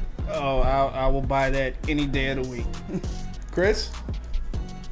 I'm buying it. I'm buying it as well. Shout out to Paul Thomas with the John Fox edition. You gotta buy. Yeah, I'm buying as well. Yeah, John Fox is a huge part of that. You add a couple great pieces in that secondary. I'm buying, man. I'm buying the Detroit Lions. Next up. Easy. Buy or sell. Jared Goff will finish with the second best quarterback numbers in the NFC next year. Come on. Sell. Sell. Like Brittany Griner in Russia. No, fuck that. Sell. Like Goku's first fucking enemy. No. That's not his first enemy, but... Second, whatever. Third. Who's the first two? Vegeta, then Frieza. Oh, man, Frieza. Well, technically it's King Piccolo if you want to go back to Dragon Ball. All right. But... Oh, yeah, Piccolo was. Yeah, you're right. Yeah. I do remember those days. Dragon Ball was fun. Dragon Ball. Question. To JB, actually, and you, because you watch, I guess. Piccolo's a black guy, right? Yeah. 100%. He's got to be, right? You're right. Sure. Yeah. For sure. All right, cool. I verify that. All right, so you selling? Who are you taking over? Hold on. The cat guy, too. The cat guy is like the fucking, like... Corrin? The superior being, like fucking almighty. Oh, Beerus. Yes. Yeah. Black guy as well. Yeah. No. You know what Beerus is, JB? Did you get that deep? No. No. You gotta let me know about this. God of Destruction. Black guy and or just foreigner. Dude's all about. I mean, he's an alien. Yeah, that's true. Well, they're all aliens. So is Piccolo. So is Goku. Jared Goff, the second best quarterback at the end of the season in the NFC. And the NFC. Sell.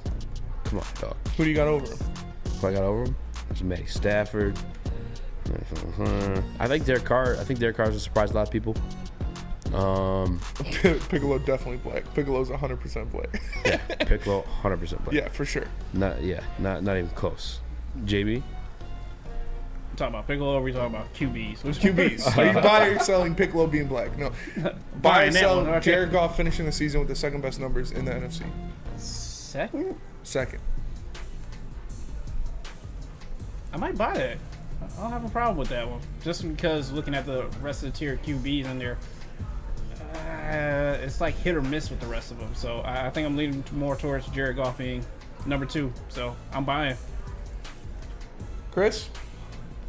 I am buying with a little slight hedge because I think it's going to be that second quarterback is going to be between statistically Jared Goff and Geno Smith. And I know more about the Lions offense. I'm a fan of the Lions offense and what they have and all the weapons that Goff has to work with.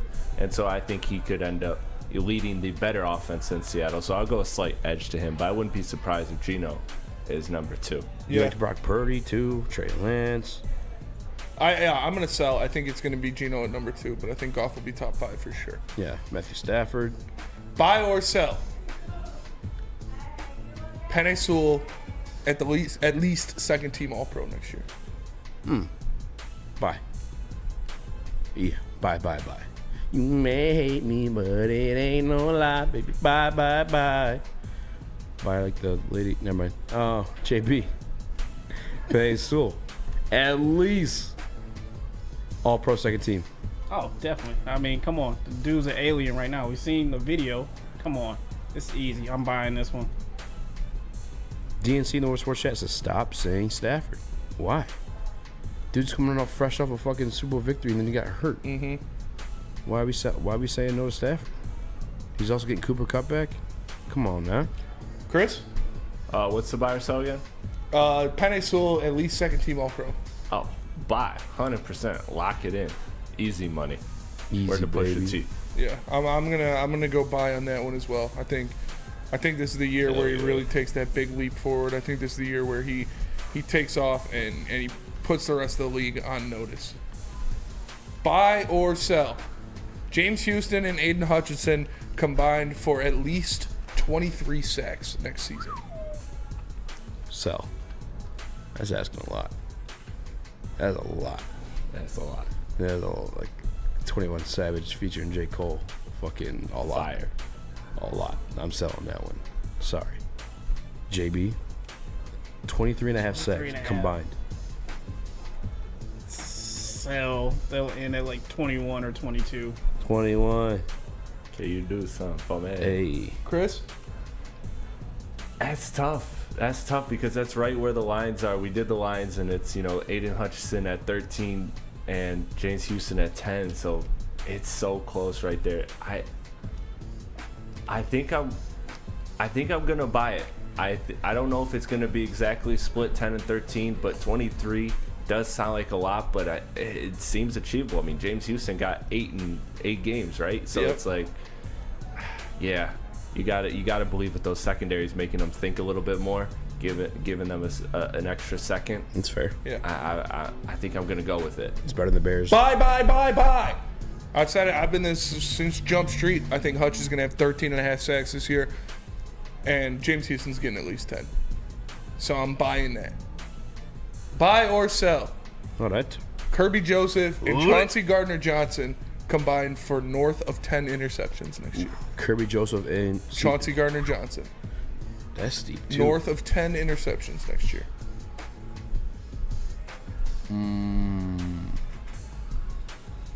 The fanboy in me wants to fucking buy like Chris in 8th grade, but the brain in me wants to say sell. But these dudes are fucking dynamic. Yesterday, this gave me kind of goosebumps in a way. CJGJ is like validated as like a stud, right? CJGJ in an interview, post game or post press conference, what the fuck you want to call it, from practice yesterday, said that Kirby doesn't even know how good he is yet, and I believe it. The statement of him, like we obviously know the potential he has, but also him not knowing how good he is. I mean, this is his fucking 3rd year playing the safety position. Mm-hmm. So you know what? Fuck it. I'm gonna go buy. Wait, what? Hey, yo. I'm buying. Somebody cut that. Somebody in the back cut that, please. They're all gone. It's Friday. Haha. JB, buy or Swift? Buy or Swift? Buy or Swift? What? He's a Swift guy. He's a Swiftie. What was the number again? 10. Okay, 10. 10 combined interceptions for Kirby and CJGJ. I think I'll buy that one. I don't think that's like too high, too crazy of a number for them each to like split. So yeah, I think I'm buying that one. Chris? I think I gotta sell that one. That sounds You like a lot. have those fucks getting fucking That sounds 23 like a lot. sacks. Yeah. But these fucking absolute savages. You know not why? hitting Because 10? they're holding on to the ball because they're scared of throwing interceptions. It all clicks. Okay. All right. That's actually fair. Buy. Like Chris in high school. Buy. It just keeps moving up. Like Chris's 2nd year in college. Buy. Like Chris in May. Like Chris right now. Buy.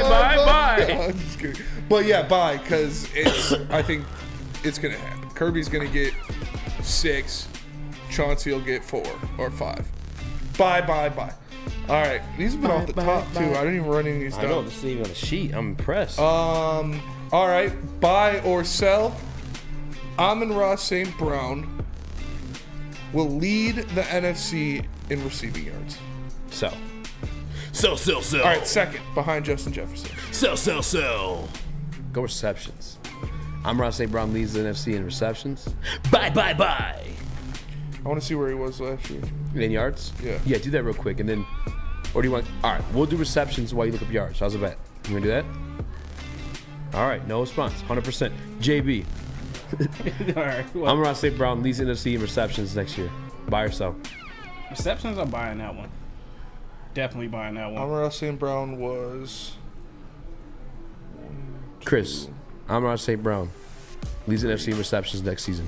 Buy or sell? He was 6th. I want to sell that one, but I'm gonna buy it. It's tough with this Lions team. There's literally so many weapons that you trust, but Goff has proven time and time again that Amon-Ra St. Brown is a safety valve for him, and with Chark gone, his other safety valve, I think he's gonna have a lot of chemistry with Brown. Yeah, I want to sell it too. I think A.J. Brown has a big year this year. I think he leads the NFC in receiving yards. No, receptions. Oh, receptions? Yeah. I guess we kind of just did both. Wait, Chris, did you answer on receptions or yards? You asked me receptions. Yes, I did. And I said, I answered that. Well, then spinning way back to yards. He so was third in receptions last year in the NFC. In the NFC? Behind Justin Jefferson and CeeDee Lamb. And he was only one behind CeeDee Lamb. Austin Eckler had the same amount of receptions as CeeDee Lamb. That's insane. 107. They didn't want to pay him. That's fucked up. Actually, I want to change mine to sell because with getting rid of Dalvin Cook, they're just gonna have to throw the ball more probably, and that's gonna lead to Justin Jefferson. Yeah, Justin Jefferson had why don't you just throw to 22 him? more receptions. Here's my philosophy with the Justin Jefferson situation. I think Justin Jefferson's a phenomenal wide receiver, but teams know what it is. That's where they're going, and they also drafted Jordan Addison for those situations. Yeah. I think he's gonna get a lot of looks. I like Jordan Addison a lot. All right, last one. Buy or sell. All right. Clam chowder. David Montgomery leads the NFC in touchdowns. Rushing touchdowns. Like my good friend Chris in 8th grade. Bye. JB, David Montgomery leads the NFC in rushing touchdowns. I'll buy that. Chris. I don't have a problem with that. Easy. We weren't friends till high school, so you don't even know. Oh, I heard the anything stories, about me my friend. before. I heard the stories. That's fair. That's fair. Reputation travels. I'm gonna go with sell. I am going to buy. I think it's just they're going to want to shove that ball down people's throats. Like, yikes! Whoa, dude. I'm going by. They're shoving the ball down the throat. It's going to be a lot of David Montgomery scoring in the red zone. So if fucking Jamal Williams can do it, David Montgomery can do it. Let them in your throat one time. Okay. Whoa. Wait. What was that? Run drop? that back.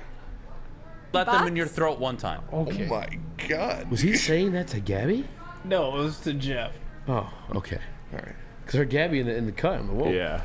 Well, That's all a right. spicy cut. Let's just transition to Guardian Alarm. Guardian Alarm will give you customized solutions from real experts. Their professional technicians take the time to recommend security and automation solutions specific to your needs. They also have 24/7 professional monitoring. You can call them anytime, day or night, and know a Guardian Alarm team member will stay on the phone as long as needed. And of course, they have technology backed by people. Your safety and security deserves technology. It's been proven to work, and people who have been proven to care. So call them at 1-800.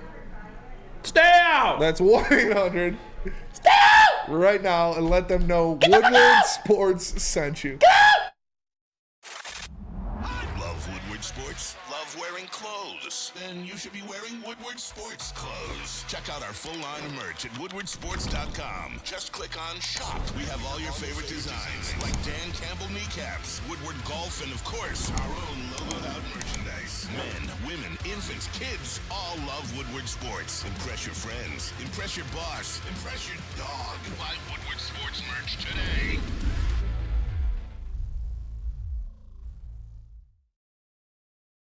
Walk into any Lady Jane's Haircuts for Men for an award-winning haircut experience and automatically enter for your chance to win not one, but 2 vehicles of your choice, courtesy of Les Stanford Buick GMC of Ferndale. That's right, 2 cars, one for you, one for your wife, your girlfriend, or your best bud. Lady Jane's Haircuts for Men, open 7 days a week. Walk in anytime, sign in, sit down, watch your favorite team play, and before you know it, your hair will be game ready. Let one of our talented, award-winning stylists make you look handsome and clean. Lady Jane's Haircuts for Men. It's wicked awesome.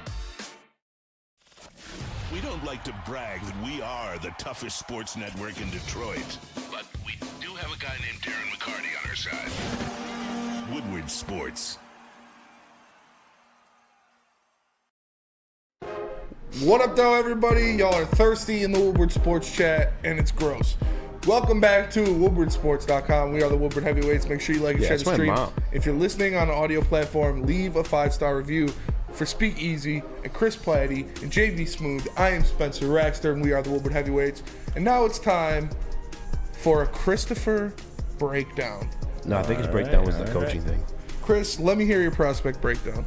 All right, so we got the last first-round prospect we are going to do for the Pistons. That's within the wheelhouse of possibility, and that is the brother of yesterday's prospect, Amen Thompson.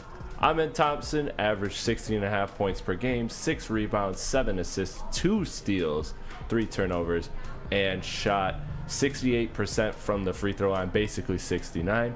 Shot 53% from the field, 71% at the rim. Very, very impressive number. I'll get to that more later. 6'7" height with a 6'9" wingspan. He is a point guard. Look, there is a lot to like about this guy. He's an elite ball handler and passer. I think when he comes in the game day one, he will be able to make any pass on the court that you can imagine. Plus, with his elite athleticism, he can even add other dimensions to it that you don't even know exist. So basically, any pass that you can think of, this guy can make. He's a freak athlete. He's a great man defender. And again, he shot 71% at the rim. That is a crazy impressive number. So an elite finisher. The cons of him are that he does have a shorter wingspan than his brother, which means that he's not able to guard as high up. His brother can probably guard 1 through 4. He's probably more of a 1 through 3 kind of guy. Like, what's the difference in length? I believe 3 inches. Hell yeah. That's a lot. That's a cut right there. That's a lot. Like no, like 3 inches. That's a lot.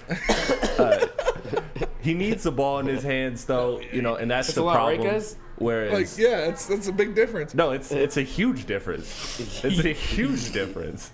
But no, he needs the ball in his hands to be a good player. Like, Ausar Thompson is more of the guy who can play off ball, who can cut. He's not really like that. Amen is best with the ball in his hands, not as great of a cutter. Now, again, if he can learn that skill, that can help very much. But he's much more of a ball-dominant player. And the only player to shoot poor free throw percentage, and I want to put this out there, the only player to shoot a poor free throw percentage in college and still end up becoming a good shooter is Bradley Beal. And the other one is Avery Bradley. And Avery Bradley I wouldn't even consider a good shooter. So this guy, between the form, that looks terrible. I tweeted it earlier. I don't know if anybody saw that, but if you saw that, it's a terrible, terrible shooting form, combined with the fact that he, again, shot 25% from 3. Look, there's a lot to like about this guy, but I just don't think it's a fit for the Pistons. The basement I see for this guy is Evan Turner or bad Ben Simmons. The floor for him is Andre Iguodala, a very good player in the league for a long time, may even be a multi-time All-Star. His ceiling is tough because I think he's truly a unique player. Like, you know, I don't want to add things to a player because Easy gets very upset when I add things to a player, but he is, to me, a bigger John Wall, a bigger Penny Hardaway, just a more powerful athlete and point guard ball handler. But even those guys, I think, are much better shooters than him at this point in his career, and I think will be better shooters than him. So he's a great prospect, and, you know, if you have the right team around him, you take him. He has very high upside. And those 3 inches. Take me. Dude, those 3 inches, I'm telling you, like, it's a huge difference. And he's a good prospect, but he's just not a fit for Detroit. Like, everything that we had a problem with Ausar Thompson and his fit with Detroit, it's even worse with with Amen Thompson, and I'm actually overall higher on Asur than Amen just because of the shooting. So that's fair. It's fair. Great breakdown, Chris. You really focused on those 3 inches, but well, I mean, it's a big deal. It is big a big Chris deal. with the bad comps. I'm just kidding. All right, hold on. John, is he fast? Is Aman like amazingly fast? Yes. Yes. Oh wow. Yeah, he's a freak athlete. Yeah. I mean, easy. You got to watch the tape on this guy. Yeah. Again, not for the Pistons' sake, but just to watch this guy. Like, dude he's electric. He really is. He's fast. He's powerful runner. He can dunk on anybody. Just an insane athlete. He's going to come into the NBA as one of the best athletes already. Like his comp that some people made that I didn't like just because of the size difference and power difference is Ja Morant. Mm-hmm. So Ja Morant's athleticism. Is he the same level of shooter as Ja Morant? Oh, that to be confirmed. Is it the same animal but I'm different gonna have beast? to hit the Instagram streets and see what I can find out. Are you the See if same he's the same animal shooter. but a different beast? Also, did you hear that shit about Ja Morant saying the gun he had was fake? Yeah, that's fucking hilarious if he did. That's the defense that he's. That is the funniest shit. It was a fake gun. Bro's toting BB guns, I guess. Is he suspended? Right? Is he suspended for that? Yeah, shit? indefinitely. Yeah. NBA dumb boy. NBA dumb boy for sure. I'm watching Aman right now. Dude looks like he looks nice. Would you draft him? He can't really shoot. 25% from 3. Yeah. And not a good free throw percentage either. Again, the only player to shoot as poor from as How him is he from the free defensively? throw line. He's great defensively. He's elite. Yeah. He's elite. I like Asur better just because the longer wingspan does give him more defensive longer? versatility. But at the end of the day, we're not going to keep going with this 3 inches because I've emphasized it enough. It's very, very important. It's crucial. It's a lot. I have a question. Yeah. I'm clipping It all is of a this. lot. I hope you know. I'm having a dilemma in my head right now. Like 4 is too much. That's what Chris learned in Wisconsin. Yo. But what's the dilemma in your head? Like 3 is really big, like enough, right? Like Yeah, For sure. So last year we drafted Jaden just based off talent alone. Mm-hmm. If that's allowed to be an argument, like this guy looks. His like level of prospect, people are saying could be better than the big 3, other than Wemby. I really think it could, bro. On his own team, I still don't like the fit with Cade for all the same reason. I mean, that's not going to change for me. But like, at 5 last year, would you have taken him out? Yeah. Yeah, because this kid looks. He's the real deal. Yeah, because I was thinking too when you said the shooting, I was like, well, because I thought Ben Simmons could work in the right situation. Now I think he just changed mentally at some point, but like, let's not forget the player that he was at one point.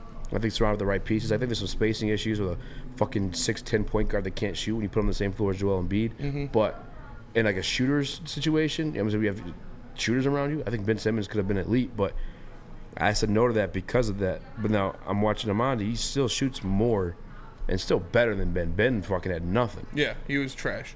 Dude, Amon Thompson he might be the second best player in this draft when all said and done. If he goes the right situation. Am I tripping right now? You think Houston is the right situation for him? Ooh, that'd be scary. With KPJ and Jalen Green already? And Sengun? Yeah. That'd be nasty. I can't lie to you. That'd be fucked up. And then James Harden would come in there and fuck it all up. Yeah, probably. I mean, 1 to 2 years of James Harden probably wouldn't hurt him. Might help. James is a vet in the game, and let's not Wade forget. No Icewood says Amon Thompson is a more athletic Cade. Yeah, I didn't want to say it, but yeah, Cade shoots better, obviously. Yeah, I was gonna say. Yeah, I think Cade may have more of a bag. Cade's shot making is higher. Yeah, yeah. I'm a fan. I'm gonna follow this guy to his house. To his house. See those 3 inches. Show him those 3 inches. No, this is one of those guys. I have this like every year. I have like a prospect. Last year was Mathen for me, although I did fall off mid-season. But there's certain rookies that I like that I'll follow throughout their careers. This might be one.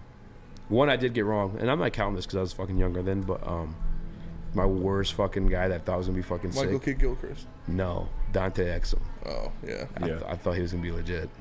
Do you? No. No. Who's your worst like guy you thought was gonna be sweet? In the NBA? Yeah. I've had good comps. No, I'm just kidding. I'd have to think about it. I can't. There's not one that like stands out, but I'm like, oh, he dude, thought this he's guy. gonna be good, but he's trash. Dude, Amon Thompson's gonna be fucking sick. But I wouldn't have taken him even last year with Cade, like, because Ivy at least fits a lot better. Yeah, Ivy at least fits a lot better with Cade than next to him. Just because Ivy at least shows that he can be at least a decent 3-point shooter. Like that's the 3-point shot is just so critical for guards and wings in today's NBA. You see them game planning and doing all sorts of weird things with guys that can't shoot, and how bad that warps defenses. So I think he's talented. And again, like you said, Easy, if he gets his own team, the perfect team, this guy can be really, really good. But I just think it's going to be very hard to build a team around this guy, because your center is going to even have to shoot to make up for him. Like, you're going to have to. You can't have less than 4 shooters in today's NBA in your starting 5. And so, you know, he's obviously going to be a non-shooter, which means your 2 through 5 have to all be able to shoot the ball. You know who I thought was going to be a dog? Who? Jabari Parker. He was for a little bit. I thought he was going to be a dog. Injury. I feel like injuries derailed him a little bit. But Not a dog. You thought, you mean I thought he was going to be a dog. Yeah, that's fair. Like multiple-time All-Star. I was telling you not to beat yourself about that one, but He yeah, was a you're right. monster at Duke, man. I'm looking too, like, I was supposed to say this. I'm just gonna say it. Same with James White. I thought James White was going to be sick. James White? Yeah, when I seen him I thought he dunk was on gonna be good, all too. of UConn, Yeah. like by himself. I'm with you that one. I thought James White was going to be the James man. Young was one for me that I bought into. Yeah. I bought into James Young. Or is that James? Or am I Young? talking about? I think I mean James Young. Yeah, I think you mean from Kentucky. Yeah, that dunked on everybody. And, in the tournament. Yeah, that's what I him. meant. James White Young. was a nobody who entered the dunk contest and I think missed 2 dunks. Yeah, James Young is who I meant. Yeah. Are you guys down to talk a little NBA draft when we come back? Down. Yeah. All right. Let me tell you guys about Big Boy though, because the Strawberry Fest is back at Big Boy. Try the classic breakfast items like some strawberry hotcakes or mouth-watering red velvet waffle. And if you're not feeling breakfast, try their strawberry bacon chicken wrap, or cool off with the refreshing summer splash salad. And don't forget to grab dessert, including their very delicious classic strawberry pie, deep fried vanilla Oreos, or their strawberry hot fudge cake, and more at Big Boy. We are the network for Detroit by Detroiters. Welcome to the Woodward Sports Network. Introducing the Planet Fitness Guide to getting that post-workout glow. Step 1. What's your why? More epic energy? Better sleep? Blow off steam? Step 2. Join Planet Fitness for just $10 a month and get moving in our clean and spacious clubs. Step 3. Bask in that post-workout glow. Join Planet Fitness today for just $10 a month. Join today at any of the 50-plus Detroit area locations.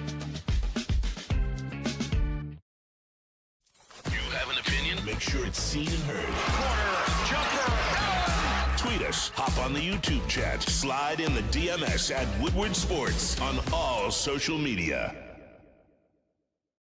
What up, though, everybody? Welcome back to the Woodward Heavyweights live on WoodwardSports.com. Make sure you like and share the stream. If you're listening on audio platform, leave a 5-star review. So you said you wanted to talk about the NBA draft. Yeah, I did. What do you mean by that? What do you mean by that? Also, if you're trying to be a fucking thugonomics, what a hit you take by fucking saying that was a fake gun, Ja. Yeah. You're killing your reps in these streets. You're killing your reps everywhere with that one. Did he said that? Yeah, bro? that's like the defense he's using. That's pathetic. Bro's toting the airsoft gun. Pathetic. Absolutely fucking pathetic. I mean, rappers do. So. What?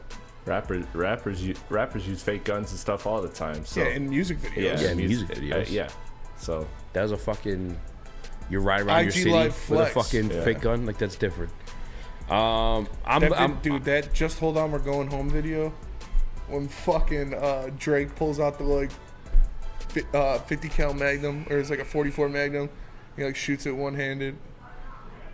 I don't recall. That shit is the dumbest shit I've ever seen in my life.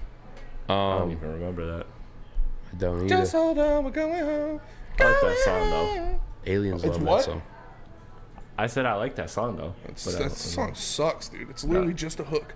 I know. The It got entire so song. overplayed, but I've grown fond of it in the There's last no like, couple verses. years. There isn't a verse on the song. It's like a Future song.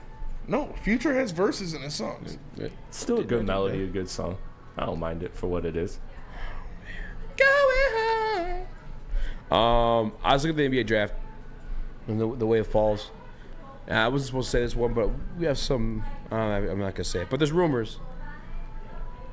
The Charlotte Hornets are looking to trade out of number 2, which I can see happening. I was looking more so far. I got Cam Whitmore because now that I just saw the Amon Thompson tape. I'm less scared of losing Cam Whitmore at any pick before the Detroit Pistons because that guy's 100% going. I think we know Brandon Miller's going, Scoot's going, and then obviously him is going.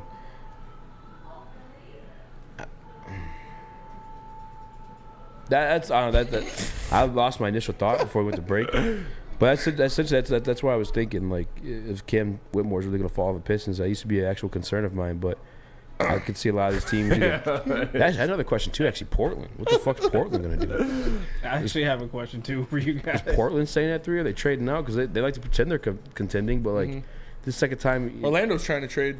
They're trying to trade 6 and 11 to get in the top 5. That's what I was gonna say. Yeah. Would you do that? Would you do that deal? Yes. Fuck yeah. Fuck They're yeah. not going to do it 5? for 5 though. Yeah. Because I still like Taylor Hendricks 5. a lot, and I trust Troy enough to make someone shake at 11. I don't know that. I know a lot of people like to bring up the beef stew and Killian and everything. What? What? I'm playing mind games with Chris. What is it?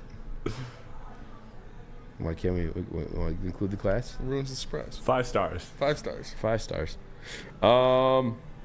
I'd be down for that one. I'm way too distracted from you. Fucking your mind game. So easy right now. Cam Whitmore's not available. He gets taken at 4 because Houston signs James Harden, and they don't need a point guard like Amin. What are you doing with the 5th? Are you taking Amin? Are you trading back? What's your game plan if Cam Whitmore's off the board? Are you taking Jarris Walker, Taylor Hendricks? Calling Orlando. Calling Orlando because I think Taylor Hendricks are going to be there at 6. For sure. And then I also get pick 11 with that. And again, I think say what you want about Troy. I mean, even if he doesn't draft at 11, he's going to turn into something else. I agree. I just think that's too steep of a price for Orlando to pay. I feel like if Orlando's moving up, they're trying to go for either A, Scoot, or B, one of those other guys, like Amin. So I mean, I guess if Amin is there at 5, but I don't know. I think the smart GM would just call Detroit's bluff and say, you're not taking another guy who can't shoot.